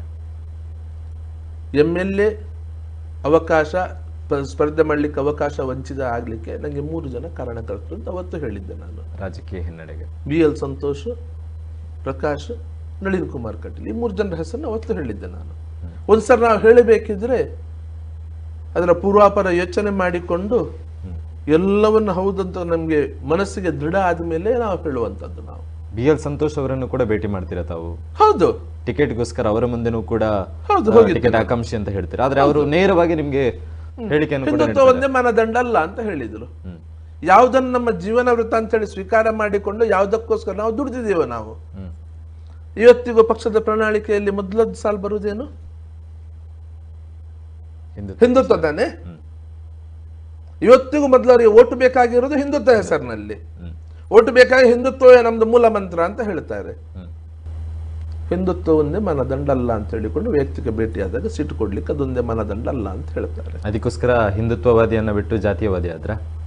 ಜಾತಿವಾದಿ ಆಗ್ಲಿಲ್ಲ ಸತ್ಯ. ಹಿಂದೂ ಸಂಘಟನೆಯಲ್ಲಿ ಯಾವುದೇ ಸ್ಥಾನಮಾನಗಳಿಲ್ಲ, ರಾಜಕೀಯದಲ್ಲೂ ಕೂಡ ಸ್ಥಾನಮಾನ ಇಲ್ಲ. ಆ ಕಾರಣಕ್ಕೋಸ್ಕರ ನಾನು ಬಿಟ್ಟಿರೋದು. ಅದಕ್ಕೋಸ್ಕರ ನಾರಾಯಣ ಗುರು ವೇದಿಕೆ ಒಂದು ನಂಗೆ ಸಂಘಟನೆ ಸ್ಥಾನ ಇರ್ಲಿಲ್ಲ ಅಂತ ಹೇಳಿ ಅಲ್ಲ, ವಾಪಸ್ ಹೋಗ್ತದೆ ಸಂಘಟನೆ ಜವಾಬ್ದಾರಿ ಖಂಡಿತ ಇತ್ತು ನಂಗೆ. ಬರ್ಲಿಕ್ಕೆ ಕೂಡ ಪ್ರಮುಖರು ಅಂತ ಹೇಳಿ ಅದು ಕಾರ್ಯಕರ್ತರೆಲ್ಲರೂ ಒತ್ತಾಯ ಮಾಡಿ ಬನ್ನಿ ಸಂಘಟನೆ ಜವಾಬ್ದಾರಿ ತಗೊಳ್ಳಿ ಅಂತ ಹೇಳಿಕೊಂಡು ಸಂಘಟನೆ ಬನ್ನಿ ನಾವಿದ್ದೀವಿ ನಿಮ್ ಜೊತೆಗೆ ಅಂತ ಹೇಳಿ ಬರುವುದಿಲ್ಲ ಅಂತ ನಾನೇ ಹೇಳಿದವ. BL ಸಂತೋಷ್ ಅವರು ನಂಗೊಬ್ಬ ಸ್ಪಷ್ಟವಾಗಿ ನಂಗೆ ಕೇಳಿದ ಇದೆಲ್ಲ ಆದಾಗ, ಸತ್ಯಣ್ಣ ನೀವು ಮತ್ತೆ ಸಂಘಟನೆ ಜವಾಬ್ದಾರಿ ತಗೊಳ್ತೀರಾ ಅಂತ ಕೇಳಿಕೊಂಡು, ಯಾಕೆ ಅಂತ ಕೇಳಿದೆ. ಆಗೊಂದು ಮಾತು ಹೇಳಿದ, ಮತ್ತೆ ಅದೇ ನಾಯಿ ನರಿಗಳನ್ನು ಅಧಿಕಾರದಲ್ಲಿ ಗದ್ದುಗೆಯಲ್ಲಿ ಕೂರಿಸ್ಲಿಕ್ಕೋಸ್ಕರ ನಿಮ್ಮ ಜೀವವನ್ನು ಒತ್ತೆ ಇಡ್ತೀರಾ, ನಿಮ್ಮ ಜೀವ ಮನದಕ್ಕೋಸ್ಕರ ದುಡಿತೀರಾ ಅಂತ ಹೇಳಿಕೊಂಡು. ಈ ಮಾತು ನಂಗೊಬ್ಬ ಇವತ್ತು ಯಾರು ಹೇಳಿದ್ರು ನೆನಪಿಲ್ಲ, ಆದರೂ ಬಹಳ ಏನು ಸಂಘಟನೆ ಜವಾಬ್ದಾರಿ ಇದ್ದಂಥ ವ್ಯಕ್ತಿ ಅಲ್ಲ, ನನ್ನೊಬ್ಬ ಹಿತೈಷಿಯಾಗಿ ಒಬ್ಬ ಕೇಳಿದ. ಸತ್ಯ ಅಂತ ಅನಿಸ್ತು ನಂಗೆ, ಸತ್ಯ ಅಂತ ಅನಿಸ್ತು ನಂಗೆ. ಕಾರ್ಯಕರ್ತರಲ್ಲಿ ರಸ್ತೆಯಲ್ಲಿ ಅವರ ಜೀವವನ್ನು ಪಣವಾಗಿಟ್ಟುಕೊಂಡು ಹೋರಾಟ ಮಾಡಿಕೊಂಡು ಮೊಕದ್ದಮೆಗಳನ್ನು ಹಾಕಿಕೊಂಡು ಏಟು ತಿಂದುಕೊಂಡು ಜೈಲು ಕೇಸು ಅಂತ ಹೇಳಿಕೊಂಡು ಅಲ್ದಾಡಿಕೊಂಡು ಕೋರ್ಟ್ ಅಲ್ದಾಡಿಕೊಂಡು ಒಂದೊಂದ್ಸರಿ ಹತ್ಯೆ ಕೂಡ ಆಗಿ ಆ ಸ್ಥಿತಿಯಲ್ಲಿ ಬಂದುಕೊಂಡು ನಾವು ನಮ್ಮ ಜೀವನ ಅದಕ್ಕೋಸ್ಕರ ಒತ್ತಿಟ್ಟುಕೊಂಡು ಮಾಡೋದು, ಇವರು ಅದನ್ನು ಹಿಡ್ಕೊಂಡು ರಾಜಕೀಯ ಮಾಡೋದು. ಇವರು ಹೇಳಿದ್ರು ಹೊರತು ಪರೇಶ್ ಮೇಸ್ತಂದ ಆದ ಹಾಗೆ, ದೀಪಕ್ ರಾವ್ ಇದ್ದಾದ ಹಾಗೆ ಇಲ್ಲಿ ನಮ್ಮಲ್ಲಿ ಕೂಡ ಯಾವುದೊಂದು ಹಿಂದೂ ಹೆಣ ಬೀಳ್ತೆ ನಾನು ಸುಲಭದಲ್ಲಿ ಗೆಲ್ತಿದ್ದೆ ಅಂತ ಹೇಳಿದಂಥ ವ್ಯಕ್ತಿ ಇದ್ರು. ದುರ್ದೈವ ಶಾಸಕಾಗಿ ಬಂದಿದ್ರು ಅವರು. ಈ ಮಾನಸಿಕತೆ ಇರುವಂತಹ ವ್ಯಕ್ತಿಗಳು ರಾಜಕೀಯ ಸ್ಥಾನದಲ್ಲಿ ಕುತ್ಕೊಂಡು ಹೋಗಿ ಅವರ ಅಧಿಕಾರ ಚಲಾಯಿಸ್ತಾರೆ. ಅದಕ್ಕೋಸ್ಕರ ನಾವು ನಮ್ಮ ಜೀವನ ಒತ್ತೆ ಇಡಬೇಕಾ? ಅದಕ್ಕೋಸ್ಕರ ನಾವು ನಮ್ಮ ಜೀವನ ಒತ್ತೆ ಇಡಬೇಕಾ? ಈಗ ಇವರಿಗೆ ಕಾರ್ಯಕರ್ತರು ನೆನಪಾಗ್ತದೆ, ಈಗ ಹೋರಾಟಕ್ಕೆ ಇಳಿತಾರೆ ಅಧಿಕಾರ ಇಲ್ಲ ಅಂತ ಹೇಳಿ ಆದಾಗ. ಇಷ್ಟು ಜನ ಕಾರ್ಯಕರ್ತರು ಇವತ್ತು ಅವರ ಮನಸ್ಥಿತಿ ಏನಿದೆ ಅಂತ ಹೇಳಿಕೊಂಡು ತಿರುಗಿ ಒಂದ್ಸರಿ ಅದು ನೋಡಿದಾರಾ ಯಾರಾದ್ರೂ? ದೀಪಕ್ ರಾವ್ ಹತ್ಯೆ ಆದಂತಹ ಸಂದರ್ಭಗಳಲ್ಲಿ ಅಮಿತ್ ಶಾ ಅವರ ಮನೆಗೆ ಭೇಟಿ ನೀಡ್ತಾರೆ. ಆ ಸಂದರ್ಭದಲ್ಲಿ ಸತ್ಯಜಿತ್ ಅವರಿಗೂ ಕೂಡ ಒಂದು ಸಣ್ಣ ಮಟ್ಟಿನ ಅವಮಾನ ಆಗುತ್ತೆ. ಏನ್ ಘಟನೆ ನಡೆದಿತ್ತು ಅವತ್ತು? ಇಡೀ ದೀಪಕ್ ರಾವ್ ಇದಕ್ಕೆ ಶರತ್ ಮಡಿವಾಳ ಮತ್ತು ದೀಪಕ್ ರಾವ್ ಮನೆಗೆ ಅಮಿತ್ ಶಾ ಅವರು ಬರಬೇಕಿದ್ದ ಸತ್ಯಜಿತ್ಗೆ ಪಕ್ಷದಲ್ಲಿ ಜುಡಿಸಿಕೊಂಡದ್ದು ಏನು ಗೊತ್ತಾ? ಸುರತ್ಕಲ್ ಜಂಕ್ಷನ್ ಬರಬೇಕಿದ್ರೆ ಒಂದು ಸಾರ್ವಜನಿಕ ವೇದಿಕೆಯನ್ನು ಹಾಕಿದ್ರು, ಅಲ್ಲಿ ಬರಮಾಡಿಕೊಳ್ಳೋದು, ಅವರಿಗೊಂದು ಹೂವಿನ ಮುಖ್ಯ ಕೊಡಬೇಕು, ಇಷ್ಟು ಮಾತ್ರ ಸತ್ಯಜಿತ್ಗೆ ಜವಾಬ್ದಾರಿ. ಅದಕ್ಕೆ ಏನು ಸಭೆ ಆಗ್ತದೆ ಅದಕ್ಕೆ ಸತ್ಯಜಿತನ್ನು ಜೋಡಿಸಿಕೊಳ್ಳೋದಿಲ್ಲ. ಅವ್ರದ್ದು ಬರುವಂತಹ ವ್ಯವಸ್ಥೆಗಳು ಬೇರೆ ಏನೆಲ್ಲ ಕಾರ್ಯಕ್ರಮ ಇದೆ ಅದರ ಯಾವುದೇ ಮಾಹಿತಿಯನ್ನು ಸತ್ಯಜಿತ್ಗೆ ಕೊಡೋದಿಲ್ಲ. ಪ್ರೆಸ್ ಮೀಟ್ ನಮ್ಮ ಮನೆ ಪಕ್ಕದಲ್ಲಿ ಸೂರಜ್ ಹೋಟೆಲ್ ನಲ್ಲಿ ನಡೀತದೆ, ಅದಕ್ಕೂ ಸತ್ಯಜಿತ್ಗೆ ಬರ್ಲಿಕ್ಕೆ ಅವಕಾಶ ಇಲ್ಲ. ದೀಪಕ್ ರಾವ್ ಮನೆ ಒಳಗಡೆ ಹೋಗಬೇಕಿದ್ರೆ ಸತ್ಯಜಿತ್ ಸುರತ್ಕಲ್ ಅವಕಾಶ ಇಲ್ಲ.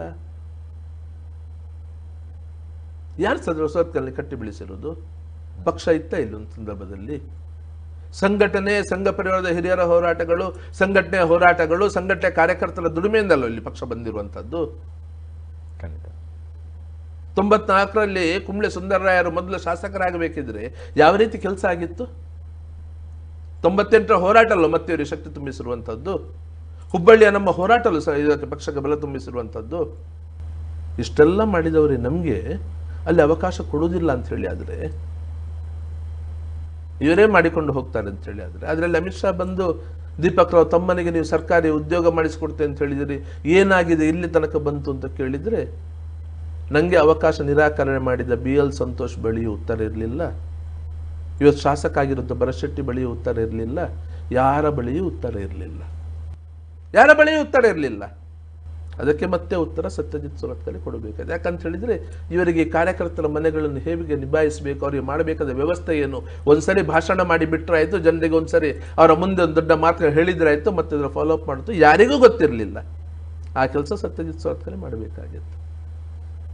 ಅದಾದ್ಮೇಲೆ ಮತ್ತೆ MP ಹೇಳ್ತಾರೆ ಕೇರಳದಲ್ಲಿ ಒಂದು 6 ಕಾರ್ಯಕರ್ತರ ಮನೆದೆ ಸತ್ಯ ಏನಾದ್ರೂ ವ್ಯವಸ್ಥೆ ಮಾಡಬಹುದು ಅಂತ. ಇವತ್ತು ರಾಜ್ಯಾಧ್ಯಕ್ಷರು ಅವರು, ಅವತ್ತು ರಾಜ್ಯದ ಉಪಾಧ್ಯಕ್ಷರು, ಕೇರಳ ಇನ್ಚಾರ್ಜ್ ನನ್ನ ಹತ್ರ ಹೇಳ್ತಾರೆ ಸತ್ಯ ಏನಾದ್ರೂ ಮಾಡಬಹುದಾ ಅಂತ ಹೇಳಿಕೊಂಡು.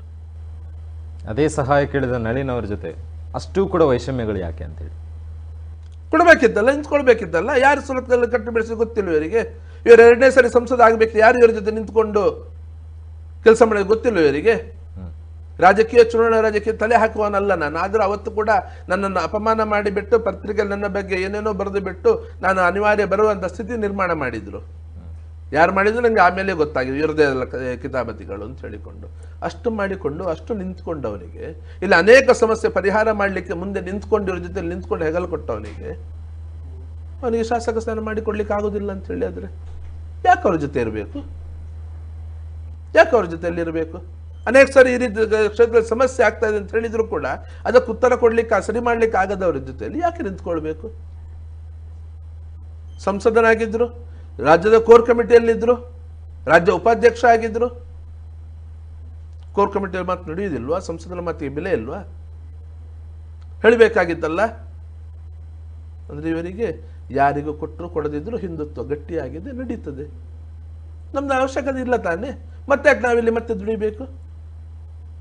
ಕರಾವಳಿಯಲ್ಲೇ ಮೊಟ್ಟ ಮೊದಲ ಬಾರಿಗೆ ಗನ್ಮ್ಯಾನ್ ಆಗಿ ಇದ್ದಂಥದ್ದು ತಮಗೆ ಮಾತ್ರ ಸತ್ಯಜಿತ್ ಸುರತ್ಕಲ್ ಅವರಿಗೆ.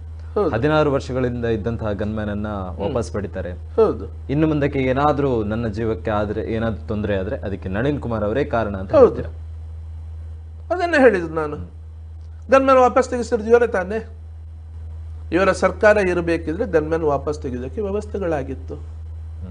ಆದ್ರೆ ಅದು ಆ ಸಮಯದಲ್ಲಿ ಆದ್ರೆ ಮತ್ತೆ ಸಮಸ್ಯೆ ಆಗ್ತದೆ ಅಂತ ಹೇಳಿಕೊಂಡು ಚುನಾವಣೆ ಘೋಷಣೆ ಆದ ಮೇಲೆ ಅವರ ಮುಖಾಂತರ ತೆಗೆಸಿದ್ರು. ಇವತ್ತು ಜಗದೀಶ್ ಶೆಟ್ಟರ್ನ ಬಾಯಿಂದ ಮಾತುಗಳು ಬರ್ತಾ ಇದೆ. ಸತ್ಯೊಂದು ಒಬ್ಬನೇ ತೆಗೆದ್ರೆ ಸಮಸ್ಯೆ ಆಗ್ತದೆ, ಅದಕ್ಕೆ ನಿಮ್ದು ತೆಗಿತೀವಿ, ಅದೇ ಸರ್ಕಾರ ಬಂದ ತಕ್ಷಣ ನಿಮಗೆ ಕೊಡ್ತೀವಿ ಅಂತ ಹೇಳಿದ್ರು. ಸರ್ಕಾರ ಬರಲಿಲ್ಲ, ನಂದು ಪರಿಸ್ಥಿತಿ ಏನು ಅಂತ ಹೇಳಿ ಗೊತ್ತಿಲ್ಲ ಅಂತ ಹೇಳಿಕೊಂಡು ಬೇರೆಯವ್ರ ಜೊತೆ ಮಾತನಾಡ್ತಾರೆ. ಆ ಸ್ಥಿತಿ ಇವತ್ತು ಅದೇ ಷಡ್ಯಂತ್ರ ಇದ್ದದ್ದು ಇವರದು. ನೀವೇನು ಪ್ರಾರಂಭದಲ್ಲಿ ಕೇಳಿದ್ರಿ ಸತ್ಯಜಿತ್ನ ಬಾಯನ್ನು ಮುಚ್ಚಿಸ್ಲಿಕ್ಕೆ ಯಾರಿಂದ ಪ್ರಯತ್ನ ಯಾರು ಆಗ್ತಾ ಇದೆ ಅಂತ ಕೇಳಿದ್ರೆ ಈ ರೀತಿ ಮುಚ್ಚಿಸುವಂತ ಪ್ರಯತ್ನ ಮಾಡಿದ್ರು. ಗನ್ಮ್ಯಾನ್ ಭದ್ರತೆ ಇಲ್ಲದೆ ಸತ್ಯ ಓಡಾಡ್ಲಿಕ್ಕೆ ಸಾಧ್ಯ ಆಗೋದಿಲ್ಲ, ಸತ್ಯ ಎಲ್ಲಿಗೂ ಹೋಗ್ಲಿಕ್ಕೆ ಸಾಧ್ಯ ಆಗೋದಿಲ್ಲ, ಸತ್ಯ ಸ್ವಲ್ಪ ಸುಮ್ಮನೆ ಕುತ್ಕೊಳ್ಳೇಬೇಕಂತ ಅವ್ರ ಯೋಚನೆ ಇತ್ತ ಏನೋ ಗೊತ್ತಿಲ್ಲ. ತಮ್ಮವರೇ ಹಾಗಾದ್ರೆ ತಮ್ಮನ್ನ ಬಡಿದಾಕುವಂತ ಪ್ರಯತ್ನ ಖಂಡಿತ ಸತ್ಯ, ಅದ್ರಲ್ಲಿ ಎರಡು ಮಾತಿಲ್ಲ, ಎರಡು ಪ್ರಶ್ನೆ ಇಲ್ಲ. ನಂಗೆ ಶತ್ರುಗಳಾಗಿರುವಂಥದ್ದು ಯಾರು ನನ್ನಿಂದ ಲಾಭವನ್ನು ಪಡೆದಿದ್ರು, ಆದ್ರೆ ಅವರ ರಾಜಕೀಯ ಇದಕ್ಕೆ ಅಕಸ್ಮಾತ್ ನಾನೇನಾದ್ರೂ ರಾಜಕೀಯದ ಒಳಗಡೆ ಬಂದ್ರೆ ಮತ್ತೆ ಅವ್ರಿಗೆ ಸಮಸ್ಯೆ ಆಗ್ತದೆ ಅಂತ ಹೇಳಿ ಹೆದರಿಕೆಯಲ್ಲಿ ನನ್ನನ್ನು ಈ ರೀತಿ ಮುಗಿಸುವಂತ ಪ್ರಯತ್ನಗಳು ನಡೀತಾ ಇದೆ. 16 ವರ್ಷಗಳಿಂದ ಇದ್ದಂತಹ ಗನ್ಮ್ಯಾನ್ ಅನ್ನು ವಾಪಸ್ ಪಡಿತಾರೆ. MLA ಸೀಟ್ ಕೊಡ್ತೇನೆ ಅಂತ ಹೇಳಿ ಅಲ್ಲೂ ಕೂಡ ಕೊಟ್ಟಿಲ್ಲ. So ಯಾವಾಗ ಬಿಜೆಪಿಯಿಂದ ಬ್ಯಾಕ್ ಟು ಬ್ಯಾಕ್ ಈ ತರ ಸತ್ಯನಿಗೆ ತೊಂದರೆಗಳಾಗ್ತಾ ಬಂತು, ಆವಾಗ ನೇರವಾಗಿ ಕಾಂಗ್ರೆಸ್ನತ್ತ ಜಾರ್ತಾರೆ. ಸರಿನೇದು ಇಲ್ಲ. ಹರೀಶ್ ಪೂಂಜಾ ಅವರು ವಿಧಾನಸಭಾ ಚುನಾವಣೆ ಸಂದರ್ಭಗಳಲ್ಲಿ ಹೇಳ್ತಾರೆ, ಮನೆ ಮನೆಗೆ ಭೇಟಿ ನೀಡಿ 20 ದಿವಸಗಳ ಕಾಲ ಚುನಾವಣಾ ಪ್ರಚಾರ ಮಾಡ್ತಾರೆ ಸತ್ಯಜಿತ್ ಅವರು. ಸುರತ್ಕಲ್ನ ಸತ್ಯಜಿತ್ ಅವರು ಬೆಳ್ತಂಗಡಿಯಲ್ಲಿ ಹೋಗಿ ಮಾಡಬೇಕಾದಂತ ಕೆಲಸ ಕಾರ್ಯಗಳು ಏನಿತ್ತು, ಎತ್ತನ ಸುರತ್ಕಲ್, ಎತ್ತನ ಬೆಳ್ತಂಗಡಿ ಅಂತ ಹೇಳಿ. ನಾನು ಯಾವ ಸಂಘಟನೆ ಜವಾಬ್ದಾರಿ ಹೊತ್ತಿರೋದು? ನಾರಾಯಣಗುರು ವೇದಿಕೆ. ನಾರಾಯಣಗುರು ವಿಚಾರ ವೇದಿಕೆ ತಾನೆ. ನಾರಾಯಣಗುರು ವಿಚಾರ ವೇದಿಕೆ ಇರುವಂತದ್ದು ನಾರಾಯಣಗುರು ಸಮಾಜದ ರಕ್ಷಣೆಗೆ ತಾನೆ. ನಾರಾಯಣಗುರು ಸಮಾಜಕ್ಕೆ ಅನ್ಯಾಯ ಆದಾಗ, ಅಪಮಾನ ಆದಾಗ ಅಲ್ಲಿ ನಾರಾಯಣಗುರು ವಿಚಾರ ವೇದಿಕೆ ರಾಜ್ಯ ಅಧ್ಯಕ್ಷನಾಗಿನಲ್ಲಿ ಎಲ್ಲೆಲ್ಲಿ ಹೋಗಬೇಕಾ ಬೇಡುವ? ಹೇಳಿ. ಹೋಗ್ಲೇಬೇಕು ತಾನೆ. ನಾರಾಯಣಗುರು ಸಮಾಜಕ್ಕೆ, ನಮ್ಮ ನಂಬಿಕೆಗೆ, ನಮ್ಮ ಆದರ್ಶಗಳಿಗೆ ತೊಂದರೆ ಆದಾಗ, ಸಮಸ್ಯೆ ಆದಾಗ ಯಾವ ವ್ಯಕ್ತಿ ಇದಕ್ಕೆ ಮೂಲ ಕಾರಣ ಇದ್ದಾನೆ ಅವನ ವಿರುದ್ಧ ನಾವು ಹೋರಾಟಕ್ಕೆ ಹೋಗ್ಬೇಕಾ ಬೇಡುವ? ಕರೆಕ್ಟ್. ಯಾವ ಸಂಘಟನೆ ಸತ್ಯಜಿತ್ ಜವಾಬ್ದಾರಿ ಇದೆ ಅದರ ಬಗ್ಗೆ ಮಾತ್ರ ಸತ್ಯಜಿತ್ ಯೋಚನೆ ಮಾಡುವವನು, ಬೇರೆ ಯಾವುದೇ ಯೋಚನೆ ಸತ್ಯಜಿತ್ಗಿಲ್ಲ. ಯಾವ ವಿಚಾರದ ಈ ಸಂಘಟನೆ ಇಟ್ಟುಕೊಂಡು ನಾನು ಜವಾಬ್ದಾರಿ ಇಟ್ಕೊಂಡಿದ್ದೇನೋ ಆ ಸಂಘಟನೆ ನ್ಯಾಯ ಒದಗಿಸಬೇಕಾದ್ರೆ ನನ್ನ ಜವಾಬ್ದಾರಿ, ನನ್ನ ಕರ್ತವ್ಯ ಅಲ್ಲ. ತಮ್ಮ ಸಂಘಟನೆ ಬಿಲ್ಲವ ಸಮಾಜದ ಒಳಗಡೆ ಬಿಲ್ಲವ ಸಮಾಜ ಸಂಘಟನೆ ಇರುವಾಗ ಯಾವ ಸಮಾಜದಲ್ಲಿ ರಾಷ್ಟ್ರೀಯವಾದಿ ಬಂಟರು, ರಾಷ್ಟ್ರೀಯವಾದಿ ಮೊಗವೀರರು, ರಾಷ್ಟ್ರೀಯವಾದಿ ದೇವಾಡಿಗರು ಇದೆಯಾ? ಇಲ್ಲಿಯಾದ್ರೂ ಸಂಘಟನೆಗಳಿದೆಯಾ? ಯಾರು ಹುಟ್ಟು ಹಾಕಿರೋದು? ಇದೇ ಹರೀಶ್ ಪುಂಜ ತಾನೆ ರಾಷ್ಟ್ರೀಯವಾದಿ ಬಿಲ್ಲವರು ಅಂತ ಹೇಳಿಕೊಂಡು. ಹೌದಾನೆ? ಬಿಲ್ಲವರಾದ್ರೂ ಮುಸಲ್ಮಾನರು ಆದ್ರೂ ಆಗಬಹುದು, ಬಿಲ್ಲವರಲ್ಲ ಅಂತ ಹೇಳಿದಂತಹ ಕೋಟಿ ಚೆನ್ನೈಯರು, ಪುಂಡ್ರು, ಪೋಖರಿಗಳವರನ್ನು ಕೊಲ್ಲದೆ ವಿಧಿಲ್ಲ ಅಂತ ಹೇಳಿದಂತಹ ಜಗದೀಶ್ ಅಧಿಕಾರಿಯನ್ನು ಗಾಡಿಯಲ್ಲಿ ಬೇರೆ ಯಾರಾದ್ರೂ ಕುತ್ಕೊಳಿಸ್ಕೊಂಡು ಹೋಗಿದಾರಾ? ಅದಾದ ತಕ್ಷಣ ಇವನೇ ತಾನೇ ಕರ್ಕೊಂಡು ಹೋಗಿರೋದು, ಸನ್ಮಾನ ಮಾಡಿಸಿರೋದು. ಆ ಒಂದು ಇವನು ಯಾರು ನಾರಾಯಣಗುರು ಪಾಠವನ್ನು ತೆಗಿತಾನೆ, ಆ ಮನುಷ್ಯನನ್ನು ಕರ್ಕೊಂಡು ಒಂದು ಬೇರೆ ಯಾರಾದ್ರೂ ಸನ್ಮಾನ ಮಾಡಿಸಿದ್ದಾರಾ? ಸಮಾಜದ ವಿರೋಧ ಇದ್ದಾಗ ವೇಣೂರು ಅರಸರು ಕೂಡ ಅದು ಮಾಡಬೇಡ, ಅದು ಸಮಾಜಕ್ಕೆ ಅನ್ಯಾಯ ಮಾಡಿದಾಗ ಆಗ್ತದೆ, ಮಾಡಬೇಡ ಅಂತ ಹೇಳಿದಾಗ ಕೂಡ ಹಠಕ್ಕೆ ಬಿದ್ದ ಹಾಗೆ ಬಿದ್ದು ಕರ್ಕೊಂಡು ಬಂದು ಮೆರವಣಿಗೆಯಲ್ಲಿ ಕರ್ಕೊಂಡು ಹೋಗಿ ಬ್ಯಾಂಡು ವಾದ್ಯ ಒಲಗ ಊದಿ ಪಟಾಕಿ ಸಿಡಿಸಿ ನಾವು ಕರ್ಕೊಂಡು ಬಂದೆವು, ಬಿಲ್ ಅವರು ಎಲ್ಲಿದ್ದಾರೆ, ಏನು ಮಾಡಿದ್ರು ಅಂತ ಹೇಳಿಕೊಂಡು ಸಾಮಾಜಿಕ ಜಾಲತಾಣದಲ್ಲಿ ಹಾಕಿ ಬಿಲ್ ಅವ್ರ ಸಮಾಜಕ್ಕೆ ಚಾಲೆಂಜ್ ಹಾಕಿದ್ದು ಯಾರು? ಅದು ಯಾರು ಹಾಕಿರೋದು? ಹರೀಶ್ ಪೂಂಜಾ ಅಂತ ಹೇಳಿ. ಹೌದಾನೆ? ಅವನೇ ತಾನಲ್ಲಿ ಅಧ್ಯಕ್ಷ ಇದ್ದದ್ದು. ಬ್ರಹ್ಮಕಲಶೋತ್ಸವ ಸಮಿತಿ ಅಧ್ಯಕ್ಷ ಅವನೇ ತಾನೆ, ಹರೀಶ್ ಪುಂಜಾನೆ ತಾನೆ. ಸೊ ಹಾಗಾಗಿ ಇಷ್ಟೆಲ್ಲ ಇಷ್ಟು ಪ್ರಕರಣಗಳಾದಾಗ ಬಿಲ್ಲವ ಸಮಾಜಕ್ಕೆ ಈ ರೀತಿ ಅನ್ಯಾಯ ಮಾಡಿದಾಗ ಅಲ್ಲಿ ಬಂದ ಇವನು ಅದೇ ಹೇಳಿದಲ್ಲ, ನಾರಾಯಣಗುರು ಪಾಠವನ್ನು ತೆಗೆದ ಸಂದರ್ಭದಲ್ಲಿ ಅವತ್ತು ನನ್ನ ಜೊತೆ ಗಟ್ಟಿಯಾಗಿ ನಿಂತ್ಕೊಂಡವನು ಹರೀಶ್ ಪುಂಜ ಅಂತ ಹೇಳಿಕೊಂಡು ಅವನೇ ಹೇಳಿದ್ದಲ್ಲ ಚಕ್ರವರ್ತಿ. ಕೇವಲ ನಾರಾಯಣಗುರು ಅವರ ಪಠ್ಯವನ್ನ ತೆಗೆದಿರುವಂತ ಒಂದೇ ಒಂದು ಕಾರಣಕ್ಕೋಸ್ಕರ ಹರೀಶ್ ಪುಂಜ ಅವರ ವಿರುದ್ಧ ತಾವು ಒಂದೇ ಒಂದು ಕಾರಣ ನಾನು ಹೇಳಿದ 3-4 ಕಾರಣ ಹೇಳಿಲ್ಲ ನಿಮ್ಗೆ. ಖಂಡಿತ ಅದೇ ಕಾರಣಕ್ಕೆ ಹಾಗಾದ್ರೆ ಮತ್ತೆ ಆ ಕಾರಣಕ್ಕೋಸ್ಕರ ನಾನು ಮತ ಕೇಳಲಿಕ್ಕೆ ಹೋದರೆ ಇಂಥ ವ್ಯಕ್ತಿ ಸಮಾಜಕ್ಕೆ ಈ ರೀತಿ ಯಾವ ವ್ಯಕ್ತಿಯನ್ನು ಸಮಾಜ ಜಾತಿ ನೋಡದೆ ಪಕ್ಷದ ಹಿಂದುತ್ವ ಆಧಾರದ ಮೇಲೆ ಜಾತಿಯಂತ ಹಿರಿಯ ವ್ಯಕ್ತಿಯಲ್ಲಿ ಚುನಾವಣೆ ನಿಂತಿದ್ರು ಕೂಡ ಅವರನ್ನು ಸೋಲಿಸಿಬಿಟ್ಟು ನಾವು ಅಧಿಕಾರವನ್ನು ಕೊಟ್ಟಿದ್ದೆವು. ನಾವು ಜಾತಿಯ ಸಮಾಜ, ನಾವು ಇಷ್ಟು ದೊಡ್ಡ ಪ್ರಮಾಣ 92,000 ಓಟ್ ಇದ್ದಂತಹ ಆ ಒಂದು ಕ್ಷೇತ್ರದಲ್ಲಿ 72,000 ಓಟ್ ಆ ಕ್ಷೇತ್ರದಲ್ಲಿ ನಾವು ಜಾತಿಯನ್ನು ನೋಡದೆ ಗೆಲ್ಲಿಸಿಕೊಟ್ಟ ಮೇಲೆ ಸಮಾಜದ ಕೃತಜ್ಞತೆಯನ್ನು ಒಂದು ಸ್ವಲ್ಪ ಇಟ್ಕೊಳ್ಳದೆ ಸಮಾಜಕ್ಕೆ ಕೃತಜ್ಞ ಆಗಿ ಸಮಾಜವನ್ನು ಈ ರೀತಿ ನಡೆಸಿಕೊಂಡಂತ ವ್ಯಕ್ತಿ, ಸಮಾಜಕ್ಕೆ ದೈವಸ್ಥಾನದಲ್ಲಿ ಪ್ರವೇಶ ಇಲ್ಲ ಅಂತ 2 ಕಡೆಯಲ್ಲಿ ನಡೆದಿದೆ, ಅದಕ್ಕೆ ಬದಲಿಗೆ ಒಂದು ಚಕಾರ ಮಾತನಾಡಿದಂಥ ವ್ಯಕ್ತಿ, ಈ ವ್ಯಕ್ತಿಯನ್ನು ಇನ್ನೊಂದು ಸರಿ ಗೆಲ್ಲಿಸಿದ್ರೆ ಸಮಾಜದ ಸ್ಥಿತಿ ಏನಾಗಬಹುದು? ಹಾಗಾದ್ರೆ ಈ ಪ್ರಶ್ನೆಯನ್ನು ಸಮಾಜದ ಹಿರಿಯರ ಮನೆಯಲ್ಲಿ ಕೂತ್ಕೊಂಡು ಹೇಳಿಕೊಂಡು ನಾನು ಅದನ್ನು ಪ್ರಶ್ನೆ ನಾನು ಇದು ಹೇಳಿದೆ. ನಾನು ಯಾವತ್ತು ನಾವು ಕದ್ದು ಮುಚ್ಚು ಮಾಡುವಂತದ್ದಿಲ್ಲ ನಾವು. ಅಲ್ಲ ಕರೆಕ್ಟ್. ಮತ್ತೆ ಅವನು ಹೇಳಿದ 20 ಚುನಾವಣೆಗೆ ಕಳ್ಳ ಇದ್ದದ್ದೇ 20 ದಿವಸ ನಾನು ಇರ್ಲಿಲ್ಲ. ನಾನು 20 ದಿವಸ ನಾನು ಇರ್ತಿದ್ರೆ ಏನಾಗ್ತಿದ್ದು ಕೇಳಿದೆ. 8 ದಿವಸ ನಾನು ಇದ್ದದ್ದು. 8 ದಿವಸಕ್ಕೆ ಅವರ ಸಮೀಕ್ಷೆ 50,000ದಲ್ಲಿ ಗೆಲ್ಲುವನು 14,000ಕ್ಕೆ ಬಂದ, 18,000ಕ್ಕೆ ಬಂದ. 20 ದಿವಸ ನಾನು ಇರ್ತಿದ್ರೆ ಏನಾಗ್ತಿತ್ತು? ಉಳಿದಂಥವನು ಹಿಂದುತ್ವಕ್ಕೆ ಏನು ಮಾಡಿದ್ದಕ್ಕೆ ಹಿಂದುತ್ವಕ್ಕೆ ಮಾಡಿದ ಅಪಮಾನ್ಯ. ಆದ್ರೆ ನಾನು ಅದಕ್ಕೆ ನಂಗೆ ಸಂಬಂಧ ಇರಲಿಲ್ಲ, ಅದು ಕೇಳಿದಕ್ಕೆ ನಾನು ಹೇಳಿದಷ್ಟೇ. ಆದ್ರೆ ನಮ್ಮ ಸಮಾಜಕ್ಕೆ ಅಷ್ಟು ಅನ್ಯಾಯ ಮಾಡಿದಂತಹ ವ್ಯಕ್ತಿ ಬೇರೆ ಎಲ್ಲೂ ಇರಲಿಲ್ಲ. ಹಾಗಾದ್ರೆ ನಿಮ್ಮ ಸಮಾಜಕ್ಕೆ ಅನ್ಯಾಯ ಆಗಿದೆ ಅಂತ ಹೇಳಿ ಅಲ್ಲಿ ಅವರ ವಿರುದ್ಧವಾಗಿ ಮತ ನೀಡಬೇಡಿ ಅಂತ ಹೋಗಿರ್ತೀರಿ. ಹಾಗಾದ್ರೆ ತಾವು ಜಾತಿವಾದಿ ಅಂತ ಸ್ಪಷ್ಟವಾಯಿತು ತಾನೆ? ಒಂದು ಜಾತಿಯ ಸಂಘಟನೆಯ ನಾಯಕನಾಗಿದ್ದುಕೊಂಡು ಆ ಸಮಾಜಕ್ಕೆ ರಕ್ಷಣೆ ಜವಾಬ್ದಾರಿ ತಾನೆ.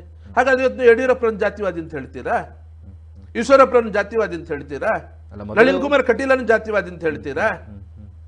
ಮೊದಲು ಹಿಂದುತ್ವ ಅವರು ಹಿಂದುತ್ವ ಪಕ್ಷದಲ್ಲಿರುವವರು, ಅವರನ್ನು ಜಾತಿವಾದಿ ಅಂತ ಹೇಳ್ತೀರಾ? ಯಡಿಯೂರಪ್ಪರು ಲಿಂಗಾಯತ್ ಸಮಾಜಕ್ಕೆ ಕೊಡಬೇಕು, 2A ಸೇರಿಸಬೇಕು ಅಂತ ಹೇಳಿದ್ರಲ್ಲ, ಮಾತನಾಡಿದ್ರಲ್ಲ. ಹಿಂದುತ್ವವಾದಿ, ಬಹಳ ದೊಡ್ಡ ಹಿಂದುತ್ವವಾದಿ ಅಂತ ಹೇಳಿಕೊಂಡು ಇವತ್ತು ಯಾರನ್ನು ಬಸವನಗೌಡ ಪಾಟೀಲ್ ಯತ್ನಾಳನ್ನು ಹೇಳ್ತೀರಿ. ಅದೇ ಯತ್ನಾಳು ಲಕ್ಷ್ಮೀ ಹೆಬ್ಬಾಳ್ಕರ್ ಜೊತೆಯಲ್ಲಿ, ಬಂಡಪ್ಪ ಕಾಶಪ್ಪನವರ ಜೊತೆಯಲ್ಲಿ ಬೆಳಗಾಂನಲ್ಲಿ ವೇದಿಕೆ ಮೇಲೆ ನಿಂತುಕೊಂಡು ಪಂಚಮಸಾಲಿ ಲಿಂಗಾಯತ ಸಮಾಜಕ್ಕೆ 2A ಮೀಸಲಾತಿ ಕೊಡದಿದ್ರೆ, ಪ್ರವರ್ಗ 2Aಗೆ ಸೇರಿಸದಿದ್ರೆ ನಾವು ಹಾಗೆ ಮಾಡ್ತೀವಿ ಹೀಗೆ ಮಾಡ್ತೀವಿ ಅಂತ ಹೇಳಿಕೊಂಡು ಎಷ್ಟು ಭಾಷಣಗಳನ್ನ, ಎಷ್ಟು ಸಭೆಯನ್ನು ಮಾಡಲಿಲ್ಲ? ಯಾಕೆ ಅವನು ಜಾತಿವಾದಿ ಆಗುದಿಲ್ಲ? ಹೇಗೆ ಅವನು ಹಿಂದುತ್ವ ನಾಯಕ ಆಗ್ತಾನೆ?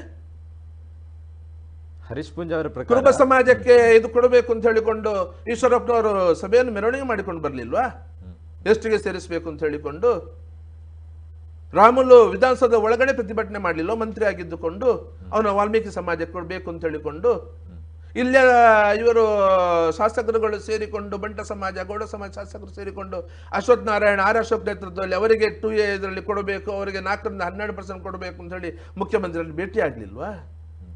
ಯಾಕೆ ನೀವು ಅವ್ರನ್ನ ಜಾತಿವಾದಿ ಅಂತ ಹೇಳುದಿಲ್ಲ?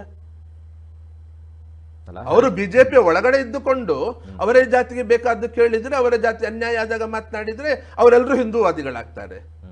ಬಿಜೆಪಿ ಹೊರಗಡೆ ಇದ್ದವರು ಜಾತಿಗೆ ಬೇಕಾದ ಸರ್ಕಾರದ ಸಿಗಬೇಕು ಸವಲತ್ತು, ಯಾವ ಜಾತಿಯ ವಿರುದ್ಧ ನಾವು ಮಾತನಾಡಲಿಲ್ಲ. ನಮ್ಮ ಜಾತಿಗೆ ಅನ್ಯಾಯ ಮಾಡಬೇಡಿ, ಅಪಮಾನ ಮಾಡಬೇಡಿ ಅಂತ ಹೇಳಿರುವಂತದ್ದು. ಹಾಗೆ ಮಾಡೋದು ಬೇರೆ ಕೂಡ ಇದ್ರು. ಕಾಪು ಅಲ್ಲಿ ಹೋದ್ರೆ ಅಲ್ಲಿ ಗುರುಮೆ ಸುರೇಶ್ ಶೆಟ್ಟಿ ಅವರ ವಿರುದ್ಧ ಇದ್ದದ್ದು ಬಿಲ್ಲವರು, ಬೈಂದೂರಿ ಹೋದ್ರೆ ಅಲ್ಲಿ ಗಂಟಿಹೊಳೆ ಎದುರುಗಡೆ ಇದ್ದವರು ಬಿಲ್ಲವರು, ಕಾರ್ಕಳದಲ್ಲಿ ಹೋದ್ರೆ ಬಿಲ್ಲವರು ಬೇರೆಯವರು ಇದ್ರು. ಸತ್ಯ ಯಾಕೆ ಬೇರೆ ಕಡೆ ಹೋಗ್ಲಿಲ್ಲ? ಖಾಲಿ ಹರೀಶ್ ಪುಂಜ ಅವರು ಮಾತ್ರ ಟಾರ್ಗೆಟ್. ಸಮಾಜಕ್ಕೆ ಅನ್ಯಾಯ ಮಾಡಿದ ವ್ಯಕ್ತಿ, ಅದು ಸಮಾಜ ಗೆಲ್ಲಿಸಿಕೊಂಡು ಬಂದು ಸಮಾಜದ ಓಟಿಂದ ಗೆದ್ದುಕೊಂಡು ಬಂದು ಸಮಾಜಕ್ಕೆ ಅನ್ಯಾಯ ಮಾಡಿದ ವ್ಯಕ್ತಿಯ ವಿರುದ್ಧವೂ ಮಾತನಾಡದಿದ್ದ, ಸ್ವರ ಎತ್ತಿದ್ರೆ ಎಂಥ ನಾಯಕ ಆಗ್ತಾನವನು? ಹಾಗಾದ್ರೆ ತಮ್ಮ ಸಮಾಜವನ್ನ ತಾವು ರಕ್ಷಣೆ ಮಾಡೋದ್ರ ಜೊತೆಗೆ ಹಿಂದುತ್ವವನ್ನು ಮರಿತಾ ಇದ್ದೀರಾ ಅಂತ ಹೇಳಿ ಇತ್ತೀಚಿನ ದಿನಗಳಲ್ಲಿ. ಹಿಂದುತ್ವ ಅಂದ್ರೆ ಏನು? ನೇರ ಪ್ರಶ್ನೆ ನಮ್ಗೆ ತಮ್ಮದು. ಹಿಂದುತ್ವ ಅಂದ್ರೆ ಏನು? ಎಲ್ಲ ಜಾತಿಯನ್ನು ಕೂಡ ಒಟ್ಟಾಗಿ ಕರ್ಕೊಂಡು ಹೋಗೋದಲ್ವಾ? ಹೋಗ್ಬೇಕಲ್ಲ. ಸರ್ವರಿಗೂ ಸಮಪಾಲು, ಸರ್ವರಿಗೂ ಸಮಬಾಳು ಬೇಕಲ್ವಾ? ಅಹಂ ಬ್ರಹ್ಮಾಸ್ಮಿ ತದ್ದು ತ್ವಮ್ಮಸಿ ಸರ್ವಂ ಕಲ್ವಿದಂ ಬ್ರಹ್ಮಾಸಿ ಅಂತ ಇದೇ ಧರ್ಮ ಹೇಳಿರೋದಲ್ಲ. ಜನ್ಮತೆ ಜಾಯತೆ ಜಂತವಹ ಕರ್ಮತೆ ಜಾಯತೆ ದ್ವಿಜ ಅಂತ ಹೇಳಿಕೊಂಡು ಇದೇ ವೇದ ಉಪನಿಷತ್ತುಗಳಲ್ಲಿ ಹೇಳಿರೋ ಮಾತುಗಳೆಲ್ಲ. ಇದೆಯಾ ಅದು? ಇಲ್ಲ ಅಂತ ಹೇಳ್ತೀರಾ ಹಾಗಾದ್ರೆ ತಮ್ಮ ಪ್ರಕಾರ? ಖಂಡಿತ ಮುಂದೆ ಬಂದು ಹೇಳಿ ಇದೆ ಅಂತ ಹೇಳಿಕೊಂಡು. ನನ್ನ ಹತ್ರ 100 ಪ್ರಶ್ನೆ ಇದೆ ಅಂತ ಹೇಳುವವನಿಗೆ 100 ಪ್ರಶ್ನೆಗಳಿದೆ, ಅದನ್ನು ಬಿಟ್ಟು ಬಿಡಿ. ಹಿಂದುತ್ವ ಅಂತ ಹೇಳಿದ್ರೆ ದೊಡ್ಡ ಆಲದ ಮರ ಇದ್ದಾಗ, ನಾನು ಯಾವತ್ತೂ ಉದಾಹರಣೆ ಕೊಡ್ತೇನೆ ನಾನು. ಖಂಡಿತ. ನೀವು ಸರಿಯಾಗಿ ಕಾಣಬೇಕಿದ್ರೆ, ನಿಮ್ಮನ್ನೊಬ್ಬ ಸುಂದರ ವ್ಯಕ್ತಿ ಅಂತ ಹೇಳಬೇಕಿದ್ರೆ, ನಿಮ್ಮ ಕಾಲಿನ ಬೆರಳಿನಿಂದ ಹಿಡಿದು ತಲೆಯ ಕೂದಲ್ ತನಕ ಎಲ್ಲ ಅಂಗಾಂಗಗಳು ಸರಿಯಾಗಿರಬೇಕು. ಒಂದು ಅಂಗ ದಪ್ಪ ಆಗಿದ್ರೆ ಏನಾಗ್ತದೆ? ರೋಗ ತಾನೇ ಅದು? ರೋಗ ಅಲ್ಲದು. ಹಿಂದೂ ಸಮಾಜ ಕೂಡ ಸರಿಯಾದ ಸಮಾಜ ಆಗಿ ಉಳಿಬೇಕಿದ್ರೆ, ಹಿಂದೂ ಸಮಾಜ ಗಟ್ಟಿಯಾಗಿ ಸಮಾಜ ಆಗಿ ಉಳಿಬೇಕಿದ್ರೆ, ಎಲ್ಲಾ ಜಾತಿಗಳು ಶೈಕ್ಷಣಿಕವಾಗಿ, ಆರ್ಥಿಕವಾಗಿ, ಸಾಮಾಜಿಕವಾಗಿ, ಧಾರ್ಮಿಕವಾಗಿ, ರಾಜಕೀಯವಾಗಿ ಎಲ್ಲಾ ಕ್ಷೇತ್ರಗಳಲ್ಲೂ ಸರಿಯಾದ ಅವಕಾಶವನ್ನು ಪಡೆದುಕೊಂಡು ಬದುಕಬೇಕು, ಬೆಳಿಬೇಕು. ಇದೇ ಅದು. ಇತ್ತೀಚೆಗೆ ಜಯಪ್ರಕಾಶ್ ಹೆಗ್ಡೆಯವರು ಒಂದು ಮಾತನ್ನು ಹೇಳಿದ್ರು.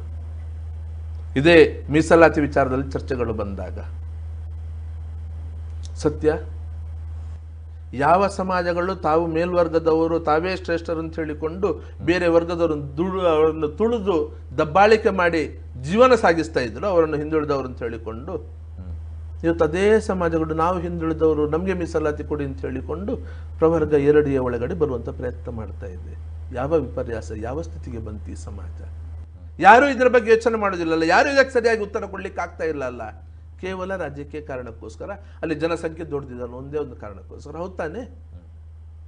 2A ಒಳಗಡೆ ಲಿಂಗಾಯತ ಸಮಾಜ, ಪಂಚಮಸಾಲಿ ಲಿಂಗಾಯತರು, ಒಕ್ಕಲಿಗ ಸಮಾಜ ಬಂದ್ಬಿಟ್ರೆ ಏನಾಗ್ಬೋದು?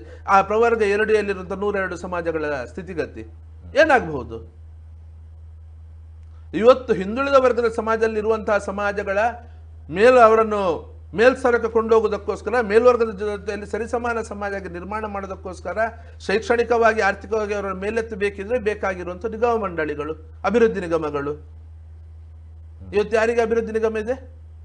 ಲಿಂಗಾಯತ ಅಭಿವೃದ್ಧಿ ನಿಗಮ ಇದೆ, ಒಕ್ಕಲಿಗ ಅಭಿವೃದ್ಧಿ ನಿಗಮ ಮಂಡಳಿ ಇದೆ, ಬ್ರಾಹ್ಮಣರ ಅಭಿವೃದ್ಧಿ ನಿಗಮ ಮಂಡಳಿ ಇದೆ.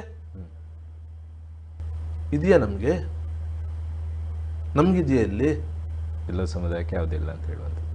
ದೇವರಾಜ ಅರಸು ನಿಗಮದ ಒಳಗಡೆ ಬಹುತೇಕ ಎಲ್ಲಾ ಹಿಂದುಳಿದ ವರ್ಗ ಸಮಾಜಗಳನ್ನು ಕೊಂಡೋಗಿ ಹಾಕಿದ್ದಾರೆ.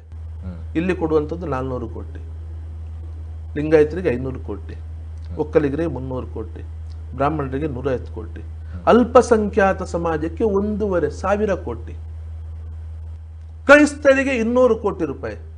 2% ಇಲ್ಲ, 2% ಇಲ್ಲ. ಮೇಲ್ವರ್ಗ ಇಲ್ಲಿ ತನಕ, ಮೊನ್ನೆ ತನಕ ಇದ್ದು ಬ್ರಾಹ್ಮಣರು ಮಾತ್ರ ಈಗ ಉಳಿದಿರುವಂಥದ್ದು. ಇಡೀ ದೇಶದ ಜನಸಂಖ್ಯೆ 4% ಇರಬಹುದು.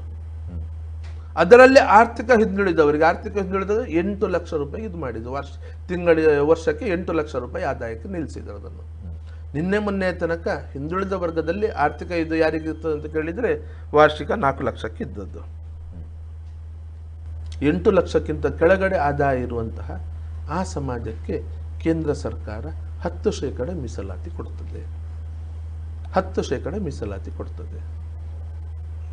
ಇಡೀ ಹಿಂದುಳಿದ ವರ್ಗ ಪ್ರವರ್ಗ 2Aಗೆ 102 ಜಾತಿ ಸಮಾಜಗಳಿದ್ದುಕೊಂಡು ಈ ದೇಶ ಜನಸಂಖ್ಯೆಯಲ್ಲಿ ಹತ್ತಿರ 20ಕ್ಕಿಂತ ಹೆಚ್ಚಿನ ಜನಸಂಖ್ಯೆಯಲ್ಲಿ ಬರುವಂತಹ ಈ ಸಮಾಜಕ್ಕೆ 15%.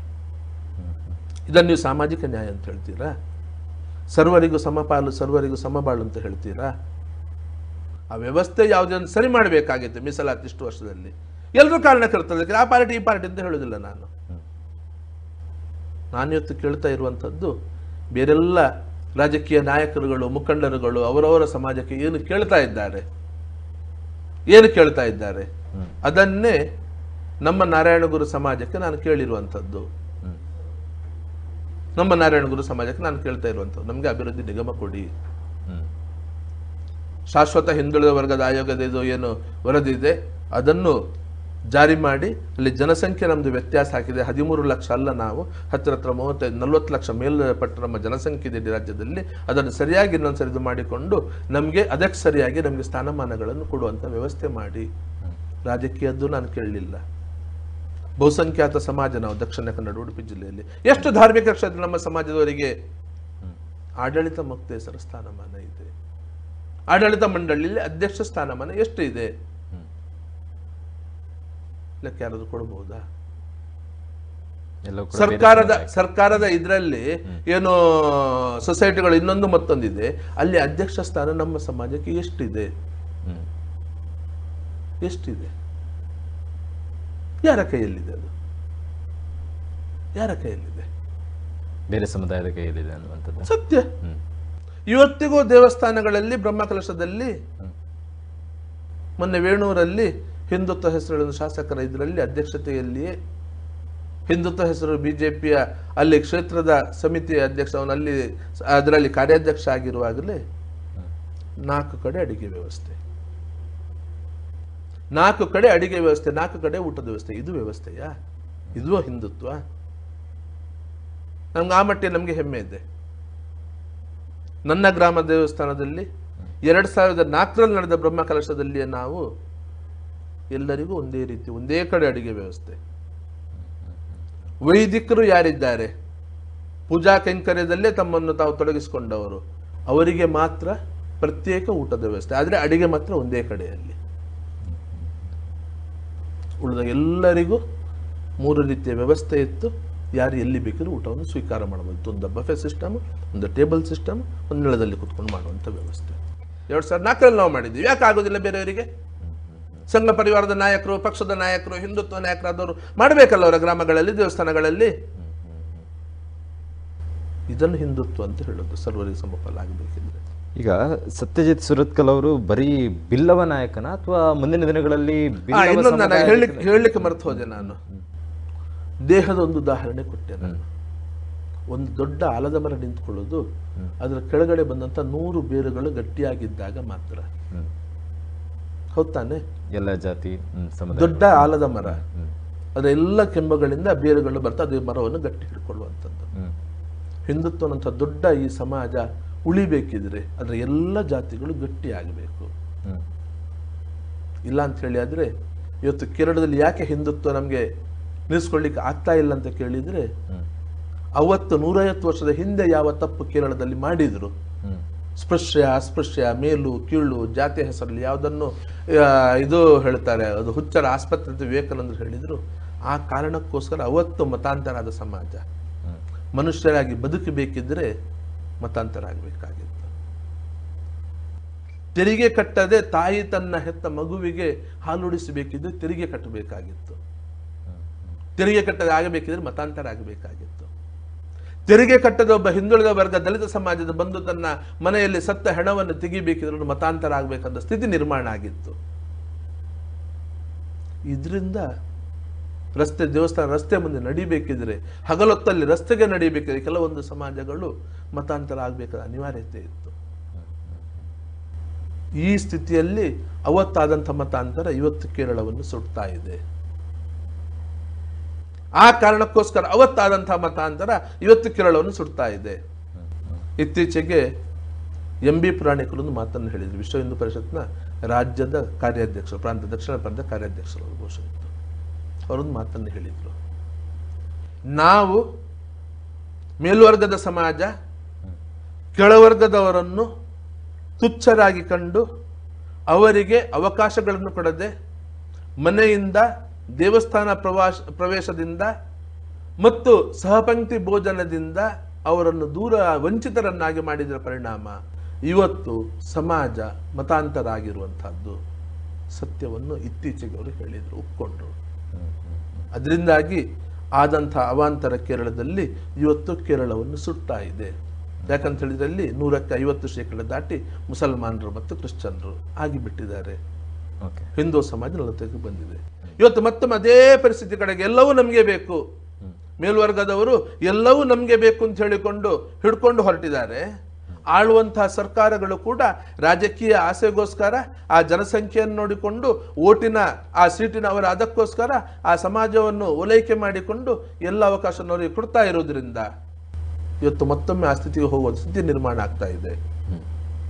ಹೀಗಾಗಿ ಇದನ್ನು ತಡಿಬೇಕಿದ್ರೆ, ಪ್ರತಿಯೊಂದು ಸಮಾಜವನ್ನು ಗಟ್ಟಿ ಮಾಡಬೇಕಿದ್ರೆ ಸರ್ಕಾರದಿಂದ ಆ ಸಮಾಜಗಳಿಗೆ ಸಿಕ್ಕಬೇಕಾದಂತಹ ವ್ಯವಸ್ಥೆಗಳು ಸಿಗಲೇಬೇಕಾಗಿದೆ. ಆ ವ್ಯವಸ್ಥೆಗೋಸ್ಕರ ನಾನು ಇವತ್ತು ಹೋರಾಟ ಮಾಡ್ತಾ ಇರುವಂಥದ್ದು. ಬೇರೆ ಯಾವುದೇ ಸಮಾಜದ ವಿರುದ್ಧ ಎತ್ತಿಗಟ್ಟಲಿಕ್ಕಲ್ಲ. ಅಂದರೆ ಈ ಸಮಾಜವನ್ನು ಶೈಕ್ಷಣಿಕವಾಗಿ ಆರ್ಥಿಕವಾಗಿ ಗಟ್ಟಿಗೊಳಿಸಬೇಕು. ಸರ್ಕಾರದಿಂದಲೇ ಸಿಗಬೇಕಂದ್ರೆ ನ್ಯಾಯವನ್ನು ಪಡೆದುಕೊಂಡು ಅದನ್ನು ಗಟ್ಟಿಗೊಳಿಸಬೇಕು. ಅದಕ್ಕೋಸ್ಕರ ಸತ್ಯಯುತ ಹೋರಾಟ. ಹಿಂದುತ್ವ ವಿರುದ್ಧ ಅಲ್ಲ, ಹಿಂದುತ್ವವನ್ನು ಮತ್ತೆ ರಕ್ಷಣೆ ಮಾಡೋದಕ್ಕೋಸ್ಕರ. ಅವತ್ತು ಹಿಂದುಳಿದವರಿಗೋಸ್ಕರ ಈಶ್ವರ ದೇವಸ್ಥಾನ ಅಂತ ಹೇಳಿಕೊಂಡು ಬ್ರಹ್ಮಶ್ರೀ ನಾರಾಯಣ ಗುರುಗಳು ಸ್ಥಾಪನೆ ಮಾಡದೇ ಇರ್ದಿದ್ರೆ, ಆ ಹಿಂದುಳಿದ ವರ್ಗಗಳ ರಕ್ಷಣೆ, ಅವರಿಗೆ ಒಂದು ಮರ್ಯಾದೆಯಲ್ಲಿ ಬದುಕುವ ವ್ಯವಸ್ಥೆ ನಿರ್ಮಾಣ ಮಾಡಿಕೊಳ್ಳದೇ ಇರ್ತಿದ್ರೆ, ಕೇರಳದಲ್ಲಿ ಇವತ್ತು 55% ಅಲ್ಲ 85% ಮುಸಲ್ಮಾನರು ಕ್ರಿಶ್ಚಿಯನ್ರು ಆಗ್ತಾ ಇದ್ರು. ತಾವು ಬಿಜೆಪಿ ನಾಯಕರ ವಿರುದ್ಧ ಮಾತಾಡ್ತೀರಾ, ಬಿಜೆಪಿ ಪಕ್ಷದ ವಿರುದ್ಧ ಮಾತಾಡ್ತೀರಾ, ಆದ್ರೆ ಎಲ್ಲೂ ಕೂಡ ಸತ್ಯಜಿತ್ ಸುರತ್ಕಲ್ ಅವರು ನೇರವಾಗಿ ಕಾಂಗ್ರೆಸ್ ಅನ್ನ ಎದುರಾಳಿಯಾಗಿ ಮಾಡ್ಕೊಳ್ತಾ ಇಲ್ಲ ಇತ್ತೀಚಿನ ದಿನಗಳಲ್ಲಿ. ಯಾಕೆ? ಒಲವಿದೆಯಾ ಕಾಂಗ್ರೆಸ್ನ ಮೇಲೆ? ಒಂದು, ನಾನು ಹೇಳಿದಂತೆ ಈ ವ್ಯವಸ್ಥೆಯನ್ನು ಸರಿ ಮಾಡಬೇಕಾದ ಜವಾಬ್ದಾರಿ ಯಾರಿಗಿದ್ದದ್ದು? ಈ ಹಿಂದಿನ ದಿನಗಳಲ್ಲಿ ಬಿಜೆಪಿಗೆ. ಹೊತ್ತಾನೆ. ನಾನು ಹೇಳಿದ ಈ ವ್ಯವಸ್ಥೆಯನ್ನು ಸರಿ ಮಾಡುವಂತಹ ಜವಾಬ್ದಾರಿ ಯಾರಿಗಿದ್ದ ಕೇಳಿದ್ರು ಬಿಜೆಪಿ ಮತ್ತು ಸಂಘ ಪರಿವಾರಕ್ಕೆ. ಕಾಂಗ್ರೆಸ್ನಿಂದ ನೀವು ಅದನ್ನು ಅಪೇಕ್ಷೆ ಪಡ್ಲಿಕ್ಕೆ ಸಾಧ್ಯವೇ ಇಲ್ಲ. ಅಲ್ಲ, ಬಜರಂಗ್ ದಳ ಬ್ಯಾನ್ ಮಾಡೋದಕ್ಕೆ ಹೊರಟಿದ್ದಾರೆ, ಆದ್ರೂ ಕೂಡ ತಾವು ಅದಕ್ಕೆ ಸಪೋರ್ಟ್ ಇದ್ದೀರಾ? ಹಿಂದೂ ಸಂಘಟನೆ ಎಲ್ಲಿ ಉಳಿತದೆ? ತಾವು ಎಷ್ಟು ಓದಿದ್ದೀರಿ? ಡಿಗ್ರಿ ಆಗಿದಲ್ಲ, ಅದನ್ನು ಸರಿಯಾಗಿ ಓದಿದ್ದೀರಾ? ಖಂಡಿತ. ಮ್ಯಾನಿಫೆಸ್ಟೋನ್ ಸರಿಯಾಗಿ ಓದಿದ್ದೀರಾ? ಖಂಡಿತ ಸರ್. ಅರ್ಥ ಮಾಡಿಕೊಂಡಿದ್ದೀರಾ? ಏನಿತ್ತು ಅದರಲ್ಲಿ? ನಾನು ಕಾಂಗ್ರೆಸ್ ಅನ್ನು ಬೆಂಬಲ ಮಾಡೋದಲ್ಲ, ಅವರ ಹೇಳಿಕೆಯನ್ನು ಸಮರ್ಥನೆ ಮಾಡೋದು ಅಲ್ಲ. ಆದ್ರೆ ಮಾಧ್ಯಮದ್ದು, ವಿಶೇಷವಾಗಿ ಮಾಧ್ಯಮದ್ದು, ಅದರ ಜೊತೆಯಲ್ಲಿ ನಾವು ಶಿಕ್ಷಿತ ವರ್ಗ ಅಂತ ಹೇಳಿ ಏನಿದ್ದೇವೆ, ಎಜುಕೇಟೆಡ್ ಪೀಪಲ್, ನಾವು ಯಾವತ್ತೂ ಸಮಾಜಕ್ಕೆ ತಪ್ಪು ಮಾಹಿತಿಯನ್ನು ಕೊಡಬಾರ್ದು, ಅರ್ಧ ಮಾಹಿತಿಯನ್ನು ಯಾವತ್ತೂ ಕೊಡಬಾರ್ದು. ಅಲ್ಲ, ನಾ ಹೇಳುವಂತ ಅದರಲ್ಲಿ ಒಂದು ನಿಮಿಷ ಬರ್ತೇನೆ ನಾನು ಅಲ್ಲಿಗೆ. ಯಾವತ್ತೂ ತಪ್ಪು ಮಾಹಿತಿಯನ್ನು ಕೊಡಬಾರದು, ಅರ್ಧ ಮಾಹಿತಿಯನ್ನು ಕೊಡಬಾರದು, ಸಮಾಜವನ್ನು ದಾರಿ ತಪ್ಪಿಸುವ ಕೆಲಸವನ್ನು ಮಾಡಬಾರದು. ರಾಜಕೀಯ ನಾಯಕರು ರಾಜಕೀಯ ಸ್ವಾರ್ಥಕ್ಕೋಸ್ಕರ ಮಾಡ್ತಾ ಇದ್ದಾರೆ. ಏನಿತ್ತು ಅದರಲ್ಲಿ? ಸಂವಿಧಾನ ಬಾಹಿರ ಕೃತ್ಯವನ್ನು ಮಾಡಿದ್ರೆ, ಸಂವಿಧಾನ ವಿರೋಧಿ ಕೆಲಸವನ್ನು, ಸಮಾಜಗಳ ಮಧ್ಯೆ ವೈರುಧ್ಯವನ್ನು ಸೃಷ್ಟಿ ಮಾಡಿದ ಕೆಲಸವನ್ನು ಮಾಡಿಕೊಂಡು ಸಂವಿಧಾನ ಬಾಹಿರ ಮಾಡಿದ್ರೆ, ಯಾವುದೇ ಸಂಘಟನೆ ಮಾಡಿದ್ರು ಆ ಸಂಘಟನೆಗಳ ಮೇಲೆ ಕಠಿಣ ಕ್ರಮವನ್ನು ನಿಷೇಧಿಸುವುದು ಸೇರಿದಂತೆ ಕಠಿಣ ಕ್ರಮವನ್ನು ಕೈಗೊಳ್ಳುತ್ತೇವೆ. ಬಜರಂಗಳ ಸಂವಿಧಾನ ವಿರೋಧಿ ಕೆಲಸ ಮಾಡುತ್ತಾ? ಹೆಸರು ಅದಕ್ಕೆ, ಅದು PFI ಇರ್ಬೋದು, ಬಜರಂಗ ದಳ ಇರ್ಬೋದು ಅಂತ ಹೇಳಿ ಕೊಟ್ಟಿದ್ರು. ಬಿಟ್ರೆ ಬಜರಂಗ ದಳ ಅಧಿಕಾರಕ್ಕೆ ಬಂದ ತಕ್ಷಣ ಬಜರಂಗ ದಳವನ್ನೇ ನಿಷೇಧ ಮಾಡ್ತೇವೆ ಅಂತ ಎಲ್ಲೂ ಹೇಳಿರ್ಲಿಲ್ಲ. ಯಾಕೆ ಬಜರಂಗ ದಳ ನಿಷೇಧ ಮಾಡ್ತಾರೆ ಅಂತ ಹೇಳಿದ್ರು ಅಂತ ಹೇಳಿಕೊಂಡು ಬಜರಂಗ ದಳ ಸಂವಿಧಾನ ವಿರೋಧ ಕೆಲಸ ಮಾಡ್ತದ? ಸಮಾಜ ಮಧ್ಯೆ ಗಲಭೆ ಸೃಷ್ಟಿ ಮಾಡೋದೇ ಕೆಲಸ ಮಾಡ್ತದ? ಬರೀ ಅದು ಒಂದೇ ಮಾತಲ್ಲ, ಗೋಹತ್ಯೆ ನಿಷೇಧ ಕಾನೂನು ವಾಪಸ್ ಆಗಿರ್ಬೋದು, ಮತಾಂತರ, ಇದೆಲ್ಲವೂ ಕೂಡ ಹಿಂದೂಗಳ ವಿರೋಧಿ ಅಂತಾನೆ. ಅದು ಗೋಹತ್ಯೆ ನಿಷೇಧ ಕಾನೂನು ತಾನೆ. ಬಿಜೆಪಿ ಎಷ್ಟು ವರ್ಷ ಅಧಿಕಾರದಲ್ಲಿತ್ತು? ಮೊನ್ನೆ ಇತ್ತೀಚೆಗೆ ಎಷ್ಟು ವರ್ಷ ಅಧಿಕಾರದಲ್ಲಿತ್ತು? 3 ವರ್ಷ ಇತ್ತು ತಾನೆ. ಎಷ್ಟು ಗೋಶಾಲೆಗಳ ನಿರ್ಮಾಣ ಮಾಡಿದ್ರು?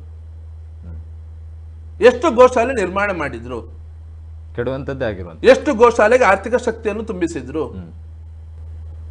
ರೈತ ಇವತ್ತು ಆರ್ಥಿಕ ಪರಿಸ್ಥಿತಿ ಹದಗೆಡ್ತಾ ಇದೆ, ಅದಕ್ಕರ್ಥ ಒದಗಿ ಕೊಡಬೇಕು ಅಂತ ಹೇಳುವುದಲ್ಲ. ಗೋಹತ್ಯೆ ನಿಷೇಧ ಅಂತ ಹೇಳಿಕೊಂಡು ನಾವು ನಿಂತಾಗ ಪರ್ಯಾಯ ರೈತನಿಗೆ ಒಂದು ವ್ಯವಸ್ಥೆಯನ್ನು ಮಾಡಿಕೊಡಬೇಕು. ಖಂಡಿತ ಆ ವ್ಯವಸ್ಥೆ ಮಾಡಬೇಕು ತಾನೆ. ಕೊಂಡೋಗಿ ಬಿಡ್ಲಿಕ್ಕೆ, ಗೋವನ್ನು ಬಿಡ್ಲಿಕ್ಕೆ ಎಲ್ಲಿಯಾದ್ರೂ ಜಾಗ, ಯಾವ್ದು ಅವನಿಗೆ ಆಗ್ತಾ ಇಲ್ಲ, ಅದನ್ನು ಬಿಡ್ಲಿಕ್ಕೆ ಒಂದು ಜಾಗ ನಿರ್ಮಾಣ ಮಾಡ್ಬೇಕು ತಾನೆ. ಅದಕ್ಕೆ ಗೋಶಾಲೆಗೆ ಒಂದು ಜಾಗ ಕೊಟ್ಟರೆ ಸಾಕಾಗುದಿಲ್ಲ, ಗೋಶಾಲೆಗೆ ಬೇಕಾದ ವ್ಯವಸ್ಥೆ ನಿರ್ಮಾಣ ಮಾಡ್ಬೇಕು ತಾನೆ. ಖಂಡಿತ. ಇವತ್ತು ಸಿದ್ದರಾಮಯ್ಯ ಅಧಿಕಾರಕ್ಕೆ ಬರಬೇಕು, ಕಾಂಗ್ರೆಸ್ ಅಧಿಕಾರಕ್ಕೆ ಬರಬೇಕಿದ್ರೆ 5 ಗ್ಯಾರಂಟಿಗಳನ್ನು ಕೊಡಬಹುದು. 50,000 ಕೋಟಿಯ ಅದೊಂದು ವ್ಯವಸ್ಥೆಯನ್ನು ಮೈ ಮೇಲೆ ಹೇಳ್ಕೊಳ್ಳುವಂತಹ ಒಂದು ದಾರ್ಷ್ಟ್ಯ ಅಂತ ಹೇಳ್ತೀರೋ, ಶಕ್ತಿ ಅಂತ ಹೇಳ್ತೀರೋ, ಏನನ್ನೋ ಪ್ರದರ್ಶನ ಮಾಡಬಹುದು ಅಂತ ಹೇಳಿ. ಆದ್ರೆ ಒಂದು 25,000 ಕೋಟಿ ಅದಕ್ಕೋಸ್ಕರ ಮೀಸಲಿಟ್ಟು ಆ ಗೋವುಗಳಿಗೆ ವ್ಯವಸ್ಥೆ, ಗೋಶಾಲೆ ವ್ಯವಸ್ಥೆ, ಅದನ್ನು ನಡೆಸಲಿಕ್ಕೆ ಬೇಕಾದ ವ್ಯವಸ್ಥೆ, ಇದನ್ನು ಜೋಡಿಸುವಂತ ಪ್ರಕ್ರಿಯೆ ಮಾಡಬಹುದಿತ್ತಾನೆ. ಪರ್ಯಾಯ ವ್ಯವಸ್ಥೆ ಬೇಕಲ್ಲ. ಮತಾಂತರ ನಿಷೇಧ ಕಾನೂನು ಅಂತ ಹೇಳ್ತೇವೆ ನಾವು. ವಾಪಸ್ ಮರಳಿ ಮಾತೃ ಧರ್ಮಕ್ಕೆ ಕರ್ಕೊಂಡು ಬಂದಾಗ ಅದು ಏನೋ ಇವತ್ತು ಹಿಂದೂ ಹೆಣ್ಮಕ್ಳು ಮುಸಲ್ಮಾನರ ಜೊತೆ ಅದೇ ರೀತಿ ಒಂದಷ್ಟು ಘಟನೆಗಳು ನಡೀತದೆ. ಆ ಭಾಗದ ಹೆಣ್ಣು ಮಕ್ಕಳು ಕೂಡ ಈ ಭಾಗಕ್ಕೆ ಬರುವವರು ಹಿಂದೂ ಹುಡುಗರ ಜೊತೆಯಲ್ಲಿ ಬರುವವರು ಇರ್ತಾರೆ. ಅದೇ ಸಮಾಜದ ಪರಿಸ್ಥಿತಿಯಲ್ಲಿ ಅವರಿಗೆ ಬದುಕಲಿಕ್ಕೆ ಅವಕಾಶಗಳು ಕೆಲವೊಂದು ಕಡೆ ವಂಚಿತ ಆಗ್ತದೆ. ವ್ಯವಸ್ಥೆಗಳು ಇರುವುದಿಲ್ಲ. ಆ ವ್ಯವಸ್ಥೆಯನ್ನು ಜೋಡಿಸಿಕೊಡ್ಲಿಕ್ಕೆ ಏನಾದರೂ ಒಂದಷ್ಟು ಪೂರಕ ವ್ಯವಸ್ಥೆಗಳನ್ನು ಮಾಡಬಹುದಲ್ಲ. ಅದಕ್ಕಾದ್ರೂ ಏನಾದರೂ ಯೋಚನೆ ಮಾಡಿದಾರಾ? ಬರೀ ಒಂದು ಕಾಯ್ದೆ ಒಂದ್ಸಲ ತಂದ್ರೆ ಸಾಕಾಗುದಿಲ್ಲ. ಏನು ಸಮಸ್ಯೆ ಆಗ್ತಾ ಇದೆ ಅದನ್ನು ಉಳಿಸಿಕೊಳ್ಳುವುದು ಹೇಗೆ, ಆ ಸಮಸ್ಯೆಗೆ ಪರಿಹಾರ ಹೇಗೆ ಕಂಡುಕೊಳ್ಳೋದು? ಹಾಗಾದ್ರೆ ಬಿಜೆಪಿ ತಂದಿರುವಂತ ಎಲ್ಲಾ ಕಾಯ್ದೆಗಳು ಕೂಡ ತಪ್ಪು ಅಂತ ಹೇಳೋದಲ್ಲ, ತಪ್ಪು ಅಂತ ಹೇಳ್ತಾ ಕಾಯ್ದೆಗಳು ಸರಿ. ಓಕೆ, ಆ ಕಾಯ್ದೆಗೆ ಶಕ್ತಿ ಸಿಗಬೇಕಿದ್ರೆ ಅದಕ್ಕೆ ಪೂರಕ ವ್ಯವಸ್ಥೆ ನಿರ್ಮಾಣ ಮಾಡೋದನ್ನು ಮಾಡಬೇಕಲ್ಲ. ಹಾಗಾದ್ರೆ ಅಡ್ಡಗೋಡೆ ಮೇಲೆ ದೀಪ ಇಟ್ಟಿದ್ದಾರೆ, ಅಡ್ಡಗೋಡೆ ಮೇಲೆ ದೀಪ ಇಟ್ಟಿರುವಂತದ್ದು. ಆ ರೈತ ಇವತ್ತು ಬೊಬ್ಬೆ ಹೊಡ್ಕೊಂಡಾಗ, ಅವನಿಗೆ ಪರ್ಯಾಯ ವ್ಯವಸ್ಥೆ ಇಲ್ಲದಿದ್ದಾಗ, ಇರುವಂತ ಗೋಶಾಲೆಗಳು ತುಂಬಿರುವಾಗ ಎಲ್ಲಿ ಹೋಗಬೇಕು? ಮೊನ್ನೆ ಒಬ್ರು ಅವರ ಹಸು, ಗಬ್ಬದ ಹಸು, ಅದು ಅದೇ ಕಾಲೋದು ಕುಂಟಾಗಿತ್ತು, ಅವ್ರಿಗೆ ನೋಡ್ಕೊಳ್ಳಿಕ್ಕೆ ಕಷ್ಟ ಆಗ್ತದೆ, ಮನೆಯವರಿಗೆ ಆರೋಗ್ಯ ಸರಿ ಇಲ್ಲ, ಇನ್ನೊಂದು ಗಂಡು ಕರು ಇತ್ತು, ಗೋಶಾಲೆಗಳಿದ್ಯಾ ಅಂತ ಕೇಳಿದ್ರೆ ಎಲ್ಲ ಗೋಶಾಲೆ ಫುಲ್ ಆಗಿದೆ ಅಂತ ಹೇಳ್ತಾರೆ. ತಂದು ಕೊಡೋದ್ರ ಜೊತೆಯಲ್ಲಿ ಅದರ ವ್ಯವಸ್ಥೆಗೆ ಒಂದಷ್ಟು ದುಡ್ಡನ್ನು ಕೊಡಬಹುದಾ ಅಂತ ಕೇಳುತ್ತಾರೆ. ಬಡ ರೈತ ಎಲ್ಲಿಂದ ಕೊಡ್ಲಿಕ್ಕೆ ಸಾಧ್ಯ ಇದೆ? ಅವರೇ ಕೇಳುವಾಗ ಹೇಳಿದ್ರು, ಇಲ್ಲ ನಮಗೆ 1-2 ವರ್ಷ ಕೊರೋನಾದಿಂದ ಏನು ಒಂದು ಹಸುವಿನ ಮೇಲೆ ದಿನಕ್ಕೆ 7.5 ರೂಪಾಯಿ ತನಕ ಏನೋ ಬರ್ತಾ ಇದೆ ಸರ್ಕಾರದಿಂದ, ಆ ಸಹಾಯಧನ ಕೂಡ ನಿಂತು ಹೋಗಿದೆ. ನಮ್ಗೆ ನಡೆಸ್ಲಿಕ್ಕೆ ಕಷ್ಟ ಆಗ್ತಾ ಇದೆ, ಸಾರ್ವಜನಿಕ ದೇಣಿಗೆಯಲ್ಲಿ ನಾವು ಮಾಡಬೇಕಾಗಿದೆ ಹೇಳಿಕೊಂಡು ಮಾತುಗಳು ಬಂತು. ಹಾಗೆ ಕಾನೂನು ಮಾಡೋದು ಸುಲಭ ಅಲ್ಲ, ಆ ಕಾನೂನು ಪಾಲನೆಗೆ ಬೇಕಾದ ವ್ಯವಸ್ಥೆಯನ್ನು ನಿರ್ಮಾಣ ಮಾಡಬೇಕು. ಆ ವ್ಯವಸ್ಥೆ ನಿರ್ಮಾಣ ಮಾಡದೆ ನಾವು ಕಾನೂನು ಮಾಡಿದ್ದೇವೆ ಅಂತ ಹೇಳಿದ್ರೆ ಅದು ಪ್ರಯೋಜನ ಆಗೋದಿಲ್ಲ. ತಾವೇ ಹೇಳಿರುತ್ತಾರೆ ಶಿವಮೊಗ್ಗದಲ್ಲಿ ಇತ್ತೀಚೆಗೆ ನಡೆದಂಥ ಕಾರ್ಯಕ್ರಮಕ್ಕೂ ಕೂಡ ತಮ್ಮನ್ನ ಆಹ್ವಾನ ಮಾಡ್ತಾರೆ ಅಂತೇಳಿ. ಸೊ ಹಾಗಾಗಿ ಜನರಲ್ಲಿ ಒಂದು ಪ್ರಶ್ನೆ ಇದೆ, ತಾವು ಇನ್ನೂ ಕೂಡ ಹಿಂದೂ ಮುಖಂಡನ ಅಥವಾ ಬಿಲ್ಲವ ಮುಖಂಡನ ಅಂತ ಹೇಳಿ? ನಾನು ಆಗದಿಂದ ಸ್ಪಷ್ಟ ಮಾಡ್ತಾ ಇದ್ದೇನೆ,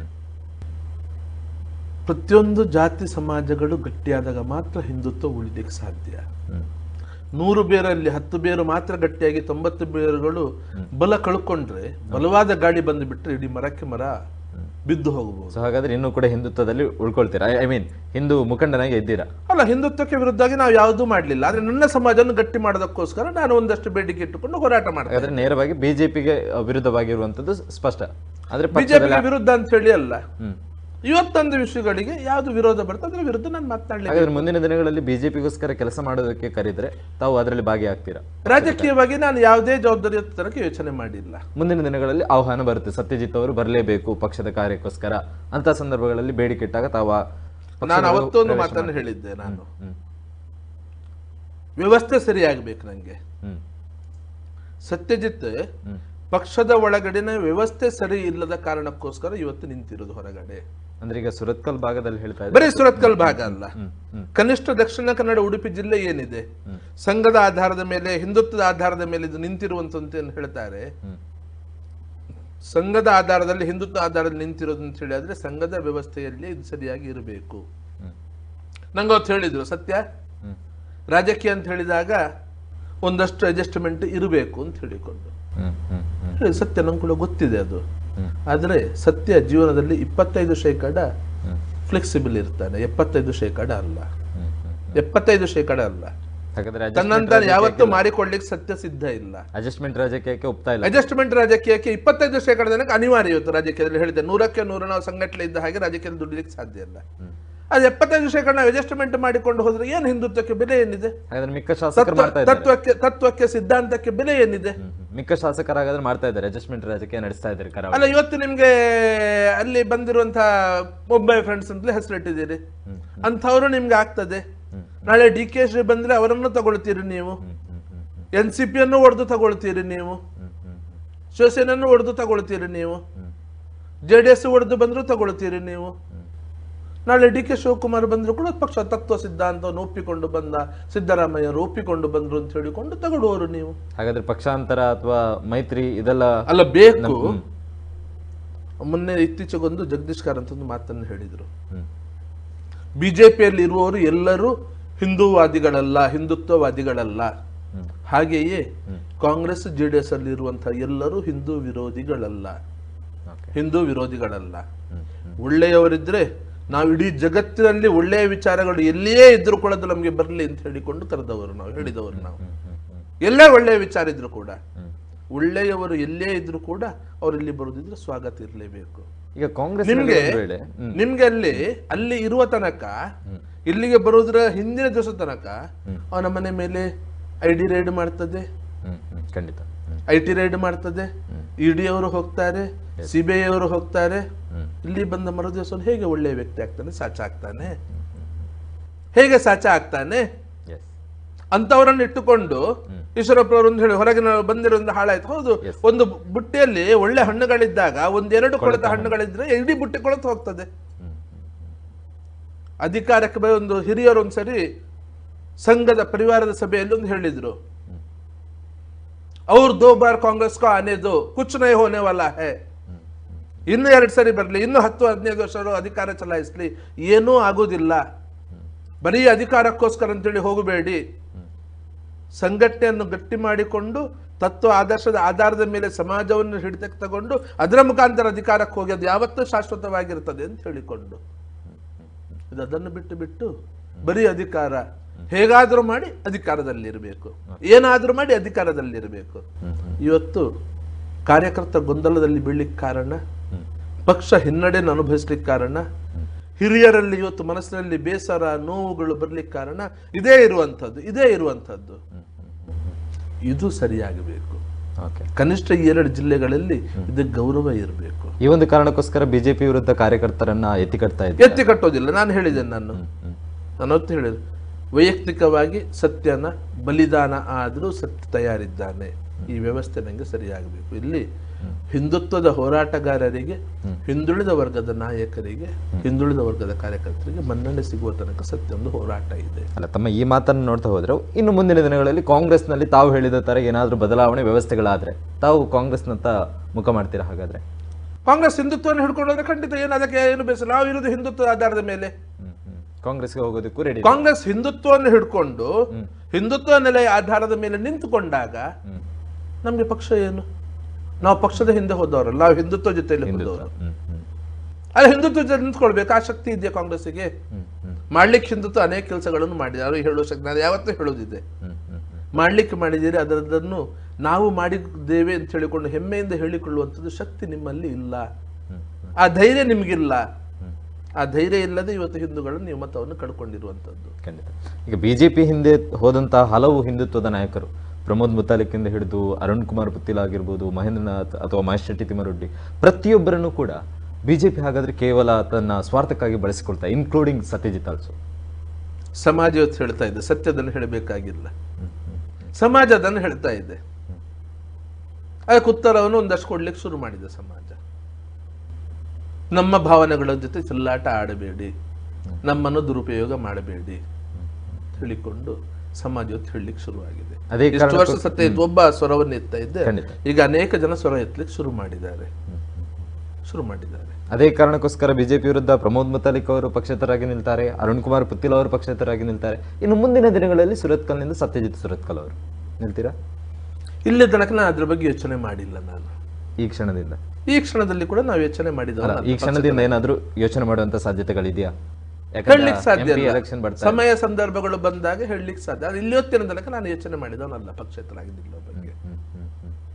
ಯಾಕಂತ ಹೇಳಿದ್ರೆ ಪಕ್ಷೇತರವಾಗಿ ನಿಂತಹ ಅರುಣ್ ಕುಮಾರ್ ಪುತ್ತಿಲ್ ಅವರು ಒಂದು ದೊಡ್ಡ ಅಲೆಯನ್ನು ಕ್ರಿಯೇಟ್ ಮಾಡ್ತಾರೆ ಕಾರ್ಯಕರ್ತರ ಬೆಂಬಲದಿಂದ. ಅದೇ ರೀತಿ ಸುರತ್ಕಲ್ಲಲ್ಲಿ ಸತ್ಯಜಿತ್ ಅವರ ಕಾರ್ಯಕರ್ತರ ಒಂದು ಗುಂಪು ಕೂಡ ಇದೆ.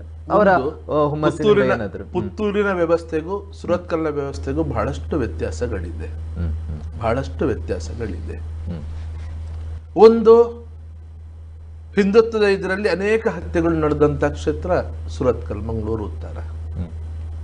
ಪುತ್ತೂರಲ್ಲಿ ಇತ್ತೀಚೆಗೆ ಆಗಿರಬಹುದು ಒಂದು ನೆಟ್ಟಾರ ಇತ್ತೀಚೆಗೆ ಆಗಿರಬಹುದು.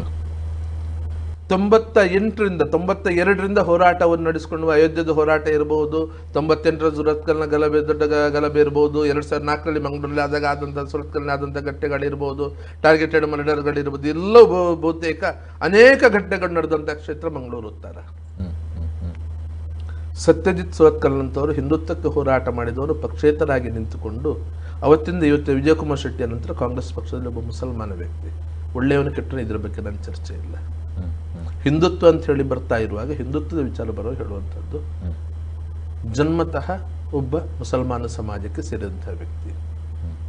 ಸತ್ಯಜಿತ್ ಪಕ್ಷೇತರಾಗಿ ನಿಂತುಕೊಂಡು ಕಾಂಗ್ರೆಸ್ ಪಕ್ಷ ಅದರಲ್ಲೂ ಒಬ್ಬ ಮುಸಲ್ಮಾನ ಸಮಾಜದಿಂದ ಬಂದಂಥ ವ್ಯಕ್ತಿ ಶಾಸಕನ ಮಾಡಲಿಕ್ಕೆ ಸತ್ಯಜಿತ್ ಸುರತ್ಕಲ್ ಕಾರಣಕರ್ತ ಆದ ಅಂತ ಹೇಳಿಕೊಂಡು ಒಂದು ಹಣೆಪಟ್ಟಿ ಸತ್ಯನಿಗೆ ಬೇಡ ಅನ್ನೋ ಕಾರಣಕ್ಕೋಸ್ಕರ ಪಕ್ಷೇತರ ಬಗ್ಗೆ ಯೋಚನೆ ಮಾಡಿಲ್ಲ ನಾನು.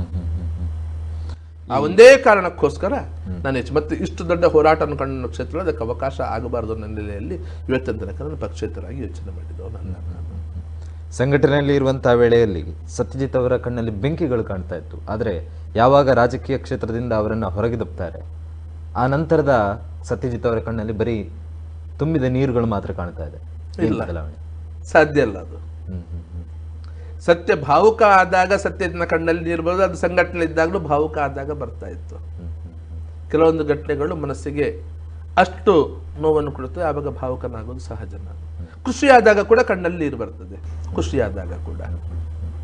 ಆದರೆ ಸತ್ಯಜಿತ್ನ ಹೃದಯದಲ್ಲಿರುವಂಥ ಬೆಂಕಿ ಏನಿದೆ ಆ ಬೆಂಕಿ ಯಾವತ್ತೂ ಆರುವುದಿಲ್ಲ, ಆರಿಸ್ಲಿಕ್ಕೆ ಸಾಧ್ಯವೂ ಇಲ್ಲ.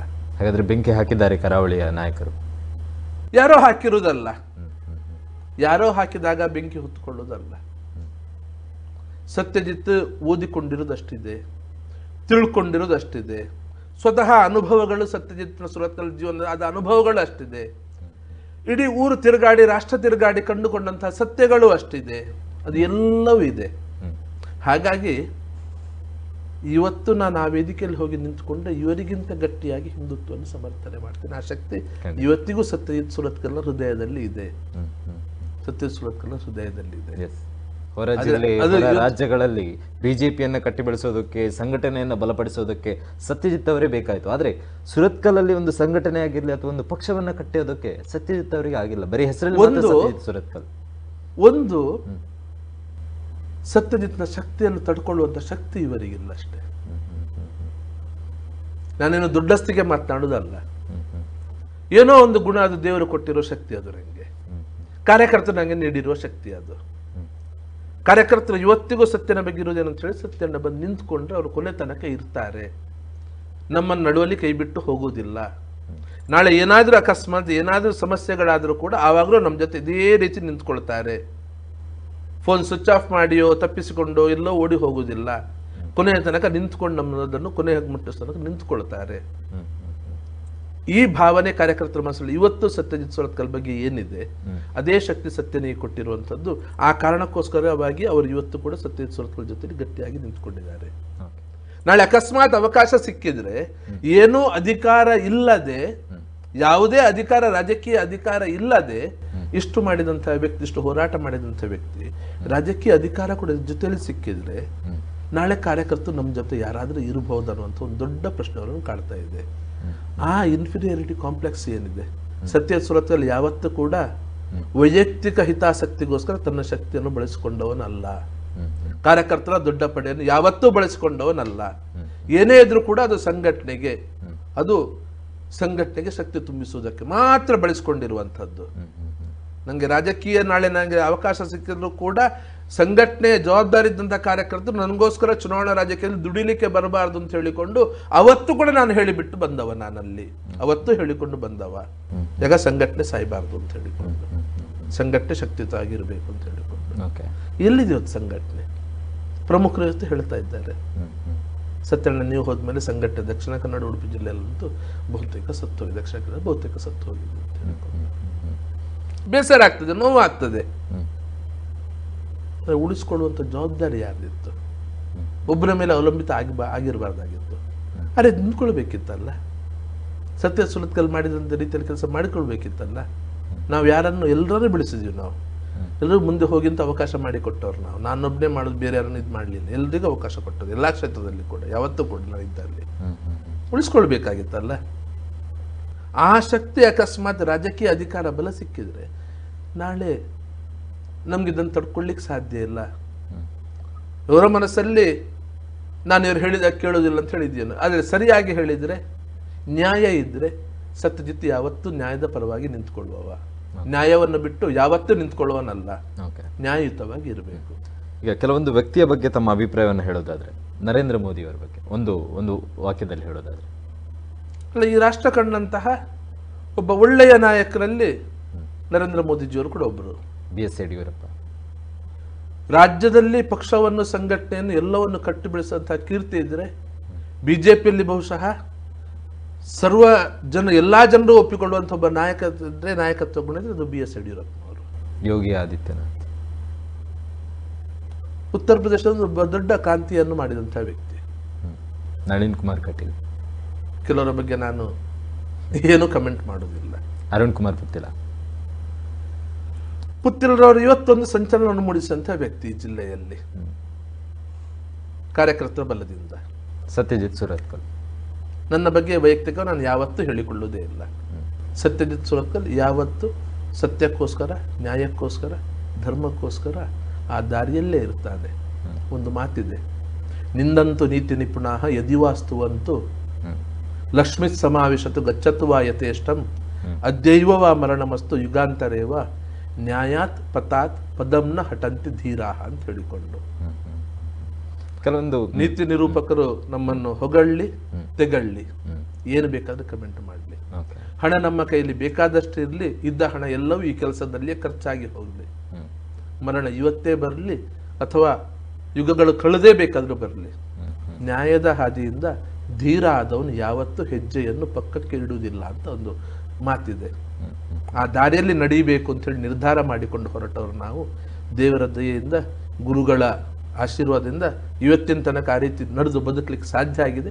ಮುಂದೆ ಕೂಡ ನಮ್ಮನ್ನು ಅದೇ ರೀತಿ ಭಗವಂತ ನಡೆಸು ಅಂತ ಹೇಳಿಕೊಂಡು ಕೇಳಿಕೊಳ್ಳುವರು ನಾವು. ಕೆಲವೊಂದು ಘಟನೆ ಬಗ್ಗೆ ತಮ್ಮ ಅಭಿಪ್ರಾಯವನ್ನು ಕೇಳೋದಾದ್ರೆ, ಪ್ರವೀಣ್ ನೆಟ್ಟಾರ್ ಹತ್ಯೆ. ಪ್ರವೀಣ್ ನೆಟ್ಟಾರ್ ಹತ್ಯೆ ಇವತ್ತು ಪೂರ್ತಿ ವಿಶ್ಲೇಷಣೆ ಮಾಡ್ಲಿಕ್ಕೆ ಆಗ್ತಾ ಇಲ್ಲ.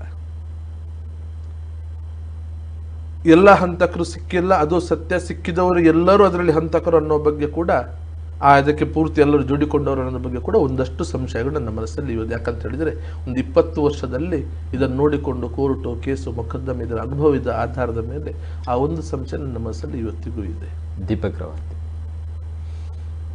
ದೀಪಕ್ ರಾವ್ ಹತ್ಯೆ ಅದು ಮತಾಂತರದಿಂದ ಅದರಲ್ಲಿ ಎರಡು ಅವತ್ತಿನ ಏನು ಬಂದಿದೆ, ಅದರಲ್ಲಿ ಯಾವುದೇ ಸಂಶಯಗಳಿಲ್ಲ. ಅದರಲ್ಲಿ ಓಕೆ. ಸೌಜನ್ಯ ಪ್ರಕರಣ ಒಂದು ಅಂಥದ್ದು ಘಟನೆಗಳು ನಡೀಬಾರ್ದು. ಮಾನವೀಯ ಸಮಾಜಕ್ಕೆ ಅದು ಹೇಳಿದಂಥ ಘಟನೆ ಅಲ್ಲ, ಅದು ಹೇಳಿದಂಥ ಇದಲ್ಲ.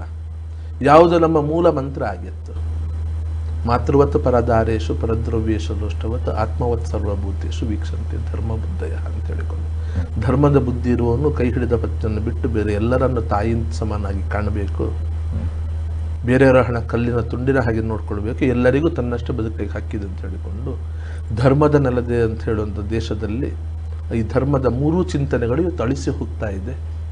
ಧರ್ಮದ ಚ್ಯುತಿ ಆಗ್ತಾ ಇದೆ. ಆ ಧರ್ಮ ಕಲಿಯುಗದ ಪ್ರಭಾವವು ಇನ್ನೊಂದು ಮತ್ತು. ಆದರೆ ಇದು ಒಂದು ನಾಗರಿಕ ಸಮಾಜ ತಲೆ ತಗ್ಗಿಸುವಂಥ ಘಟನೆ. ಅಪರಾಧಿಗಳು ಯಾರೇ ಆಗಿದ್ರೂ ಶಿಕ್ಷೆ ಆಗಲೇಬೇಕು. ಆದರೆ ಪ್ರಾಥಮಿಕ ಹಂತದಲ್ಲಿ ಏನೆಲ್ಲ ಅದನ್ನು ಮುಚ್ಚಲಿಕ್ಕೆ ಮಾಡಬೇಕಾ ಎಲ್ಲ ಘಟನೆಗಳು ಮಾಡಿ ಆಗಿದೆ. ಇನ್ನು ಮತ್ತೆ ನ್ಯಾಯ ಹುಡುಕುವಂಥದ್ದು, ನ್ಯಾಯ ಸಿಗುವಂಥ ಬಹಳ ಕಷ್ಟ ಇದೆ. ಈಗ ಕೊನೆಯದಾಗಿ ಕೇಳೋದಾದ್ರೆ, ನಾರಾಯಣ ಗುರು ವೇದಿಕೆಯನ್ನ ಸ್ಥಾಪಿಸಿ ಮುಂದಿನ ಹೋರಾಟಗಳು ಮತ್ತು ಮುಂದಿನ ನಡೆ ಏನು ಸತ್ಯಜಿತ್ ಅವರದ್ದು? ಹಾಗೆಯೇ ಏನೆಲ್ಲ ಹೋರಾಟಗಳು ನಡೀತಾ ಇದೆ ಈಗ ಸದ್ಯಕ್ಕೆ? ಯಾಕಂತ ಹೇಳಿದ್ರೆ ಎಲ್ಲೂ ಕೂಡ ಸತ್ಯಜಿತ್ ಸುರತ್ಕಲ್ ಅನ್ನುವಂಥವರ ಹೋರಾಟಗಳು ಎಲ್ಲವೂ ಕೂಡ ಈಗ ಮರೀಚಿಕೆ ಆಗ್ತಾ ಇದೆ, ಯಾರಿಗೂ ಕೂಡ ತಿಳಿಯದ ಥರ. ಸತ್ಯಜಿತ್ ಸುರತ್ಕಲ್ನ ನಾರಾಯಣ ಗುರು ವಿಚಾರ ವೇದಿಕೆ ಏನಿದೆ ಸಂಘಟನೆ, ಈ ಸಂಘಟನೆ ನಾವೇನು ಸರ್ಕಾರದ ಇದರಲ್ಲಿ ಬಿಲ್ಲವ, ಅದರಲ್ಲೂ ಬಿಲ್ಲವ, ಪೂಜಾರಿ, ನಾಮದಾರಿ, ನಾಯ್ಕ, ಈಡಿಗರು, ದೀವರ ಮಕ್ಕಳು, ದೇಶ್ ಭಂಡಾರಿ, ಬಿಲ್ಚಂದ್ ಸುಮಾರು 25 ಪಂಗಡ ಹೆಸರನ್ನು ಹಾಕಿ ಸಮಾಜ ಅಂತ ಹೇಳಿ ಗುರುತು ಮಾಡಿದ್ದಾರೆ. ಈ ಸಮಾಜದನ್ನು ಶೈಕ್ಷಣಿಕವಾಗಿ ಮೇಲೆತ್ತಬೇಕು. ಈ ಸಮಾಜದಿಂದ ಕೂಡ ಒಳ್ಳೊಳ್ಳೆ ಅಧಿಕಾರಿಗಳು, IAS, IPS, IFS ಅಧಿಕಾರಿಗಳು, ಸ್ಪೆಷಲಿಸ್ಟ್ ಡಾಕ್ಟರ್ಗಳು, MDಗಳು ಇಂಥವರ ನಿರ್ಮಾಣ ಆಗಬೇಕು. ಇಂಜಿನಿಯರ್ಗಳು, ವಿಜ್ಞಾನಿಗಳು ನಿರ್ಮಾಣ ಆಗಬೇಕು. ಶೈಕ್ಷಣಿಕವಾಗಿ ಈ ಸಮಾಜವನ್ನು ಮೇಲೆತ್ತಬೇಕು. ಶೈಕ್ಷಣಿಕವಾಗಿ ಮೇಲೆತ್ತಿದಾಗ ಆರ್ಥಿಕ ಶಕ್ತಿ ಸಮಾಜಕ್ಕೆ ತನ್ನಿಂತಾನಾಗಿ ಬರ್ತದೆ. ಆನಂತರ ಉಳಿದವು ಎಲ್ಲವೂ ಸರಿಯಾಗಿ ಬರ್ತದೆ. ಅದಕ್ಕೆ ಬೇಕಾದಂತಹ ಒಂದು ಸಮಾಜವಾಗಿ ಈ ಸಮಾಜವನ್ನು ಹೇಗೆ ಮೇಲೆತ್ತಬಹುದು, ಸಮಾಜ ಸಂಘಟಿತರಾಗಿದ್ದುಕೊಂಡು ಅದರ ಜೊತೆಯಲ್ಲಿ ಸರ್ಕಾರದಲ್ಲಿ ಯಾವುದನ್ನು ಪಡೆದುಕೊಂಡು ಈ ಸಮಾಜವನ್ನು ಮೇಲೆತ್ತಬೇಕು.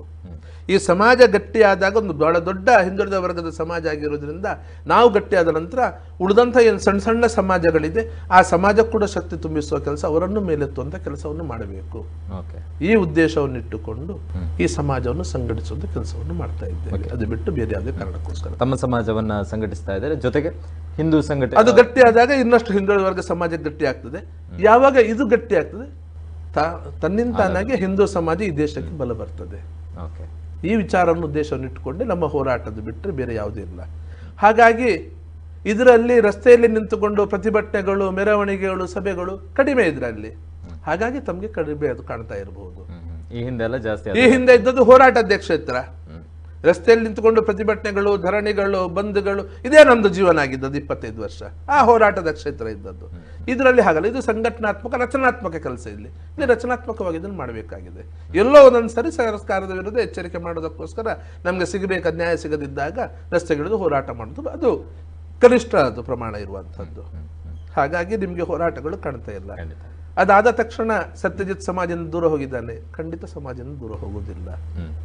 ಸಮಾಜದ ಕೆಲಸ ಮಾಡಲಿಕ್ಕೆ, ಈ ದೇಶದ ಕೆಲಸ ಮಾಡಲಿಕ್ಕೆ 100 ದಾರಿಗಳಿದೆ. 35 ವರ್ಷ ಸಂಘ ಪರಿವಾರವನ್ನು ಒಂದು ಮಾಧ್ಯಮ ಆಗಿಟ್ಟುಕೊಂಡು ಅಲ್ಲಿ ನಾನು ಸಮಾಜದ ಕೆಲಸವನ್ನು ಮಾಡ್ತಾ ಇದ್ದೆ. ಇವತ್ತೊಂದು ಕಡೆ ನಾರಾಯಣಗುರು ವಿಚಾರ ವೇದಿಕೆ ಇದೆ, ಇನ್ನೊಂದು ಕಡೆ ರಾಷ್ಟ್ರಭಕ್ತ ನಾಗರಿಕ ವೇದಿಕೆ ಅಂತ ಹೆಸರಲ್ಲಿ ನಿವೃತ್ತ ಸೈನಿಕ, ಮಾಜಿ ಸೈನಿಕರಿಗೋಸ್ಕರ ಅವರಿಗೋಸ್ಕರ ದುಡಿಯುವಂಥ ಒಂದು ಸಂಘಟನೆ ಇದೆ.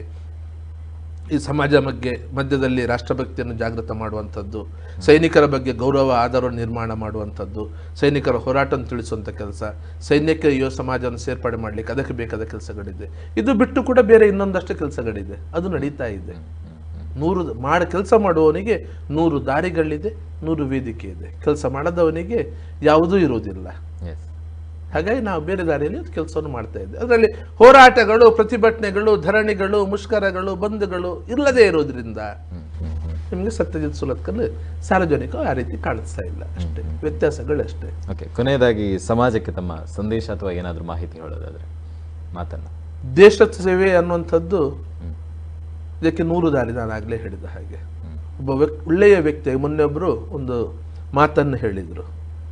ರಾಷ್ಟ್ರಭಕ್ತಿ ಅನ್ನುವಂಥದ್ದು ಸೈನ್ಯಕ್ಕೆ ಸೇರಿದ ತಕ್ಷಣ ರಾಷ್ಟ್ರ ಭಕ್ತ ಅಂತ ಹೇಳಿ ಅಲ್ಲ. ಯಾವುದೋ ಒಂದು ಸಂಘಟನೆ ಸೇರಿದ ತಕ್ಷಣ ಮಾತ್ರ ರಾಷ್ಟ್ರಭಕ್ತ ಅಂತ ಹೇಳಿ ಅಲ್ಲ. ಈ ದೇಶಕ್ಕೆ ನಾವು ಮಾಡುವಂಥ ಉದ್ಯೋಗದಿಂದ, ನಾವು ನಡೆಯುವಂಥ ರೀತಿಯಿಂದ, ಸತ್ಪ್ರಜೆ ಆಗಿರೋದ್ರಿಂದ, ಸರಿಯಾಗಿ ತೆರಿಗೆಗಳು ಕಾಲಕ್ಕೆ ಪಾವತಿ ಮಾಡೋದನ್ನ ಎಲ್ಲ ರೀತಿಯಲ್ಲೂ ನಾವು ದೇಶಭಕ್ತರಾಗ್ಲಿಕ್ಕೆ ಸಾಧ್ಯ ಇದೆ. ಈ ರಾಷ್ಟ್ರವನ್ನು ಕಟ್ಟಿ ಬೆಳೆಸಲಿಕ್ಕೆ ಸಾಧ್ಯ ಇದೆ. ನಮ್ಮ ಸುತ್ತಲಿನ ಸಮಾಜವನ್ನು ಒಳ್ಳೆಯ ಸಮಾಜ ಆಗಿ ನಿರ್ಮಾಣ ಮಾಡೋ ಮುಖಾಂತರ ಕೂಡ ನಾವು ರಾಷ್ಟ್ರವನ್ನು ಕಟ್ಟಿ ಬೆಳೆಸಲಿಕ್ಕೆ ಸಾಧ್ಯ ಇದೆ. ಹಾಗಾಗಿ ಅದನ್ನು ಮಾಡುವಂಥ ಕೆಲಸವನ್ನು ಪ್ರತಿಯೊಬ್ಬರು ಮಾಡೋಣ.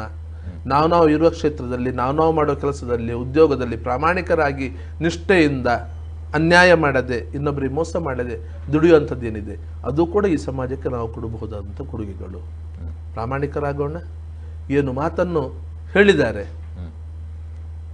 ಆ ಮಾತು ಮಾತೃವತ್ ಪರದಾರೇಶು ಪರದ್ರವ್ಯೇಶು ಲೋಷ್ಠವತ್ ಆತ್ಮವತ್ ಸರ್ವಭೂತೇಶು ಅಂತ ಮಾತುಗಳನ್ನು ನಾವು ಪಾಲನೆಯನ್ನು ಮಾಡಿದರೆ ಒಂದು ಒಳ್ಳೆಯ ಸಮಾಜ ನಿರ್ಮಾಣ ಆಗ್ತದೆ. ವೈಯಕ್ತಿಕವಾಗಿ ನಾವು ಜೀವನದಲ್ಲಿ ಮರ ಬದುಕಿದ ಹಾಗೆ ಬದುಕು, ನದಿ ಬದುಕಿದ ಹಾಗೆ ಬದುಕು, ಹಸು ಬದುಕಿದ ಹಾಗೆ ಬದುಕು, ಪರೋಪಕಾರಕ್ಕೆ ನಿಂಗಷ್ಟು ಬೇಕಷ್ಟು ಮಾತ್ರ ಇಟ್ಟುಕೊಳ್ಳುವುದನ್ನು ಪರೋಪಕಾರಕ್ಕೋಸ್ಕರ ನಿಂದು ಬುದ್ಧಿಶಕ್ತಿ ಇರ್ಬೋದು, ನಿಮಗೆ ಬಂದಿರುವಂಥ ಆರ್ಥಿಕ ಶಕ್ತಿ ಇರ್ಬೋದು, ಜ್ಞಾನಶಕ್ತಿ ಇರ್ಬೋದು, ಎಲ್ಲವನ್ನು ಮತ್ತೆ ಸಮಾಜದಲ್ಲಿ ಜಿನಾ ಇಸಿ ಕಾ ನಾಮ್ ಅಂತ ಹೇಳಿಕೊಂಡು ಏನು ಮುಖೇಶ್ ಹಾಡಿರುವಂಥ ಹಾಡಿದೆ. ಇನ್ನೊಬ್ಬರ ಕಷ್ಟವನ್ನು ತೆಗೆದುಕೊಂಡು ಅವರಿಗೆ ನೀವು ಖುಷಿಯನ್ನು ಕೊಡಬಹುದಾ? ಇನ್ನೊಬ್ಬರ ಕಣ್ಣೀರಲ್ಲಿ, ಅವರ ಆನಂದ ಬಾಷ್ಪದಲ್ಲಿ ನೀನು ನಿನ್ನ ಮುಖ ಕಾಣಬಹುದಾ? ನಿನ್ನ ಜೀವನ ಇನ್ನೊಬ್ಬರಿಗೋಸ್ಕರ ಇರ್ಬೋದಾ? ಆ ಜೀವನದಿಂದಾದರೆ ಆ ಜೀವನ ಸಾರ್ಥಕ. ಅದುವೇ ಒಂದು ನಿನ್ನ ಜೀವನ ಆಗಿರೋದು ಅದಕ್ಕೋಸ್ಕರ ಅಂತ ಹೇಳಿಕೊಂಡು ಏನು ಜೀವನಕ್ಕೆ ಸಂದೇಶ ಕೊಟ್ಟುಕೊಂಡಿರ್ತಾರ. ಆ ಸಂದೇಶವನ್ನು ಪಾಲನೆ ಮಾಡಿದರೆ ಅದು ಈ ದೇಶಕ್ಕೆ, ಈ ಸಮಾಜಕ್ಕೆ ಒಂದು ಸಜ್ಜನ ಸಮಾಜ ನಿರ್ಮಾಣಕ್ಕೆ ಕೊಡುವಂಥ ಕೊಡುಗೆ. ಆ ವ್ಯಕ್ತಿಗಳು ನಾವು ಆಗೋಣ. ನಮ್ಮ ಮಕ್ಕಳನ್ನು ಆ ದಾರಿಯಲ್ಲಿ ಬದುಕಲಿಕ್ಕೆ ಕಲಿಸೋಣ ಅಂತ ಹೇಳಲು ಇದೇ ನಾನು ಸಮಾಜಕ್ಕೆ ಕೊಡುವಂಥ ಸಂದೇಶ ಅದು. Thank you sir. ಇಷ್ಟೊತ್ತು ನಮ್ಮ ಜೊತೆ ಕಾರ್ಯಕ್ರಮದಲ್ಲಿ ಭಾಗವಹಿಸಿದ ಧನ್ಯವಾದಗಳು.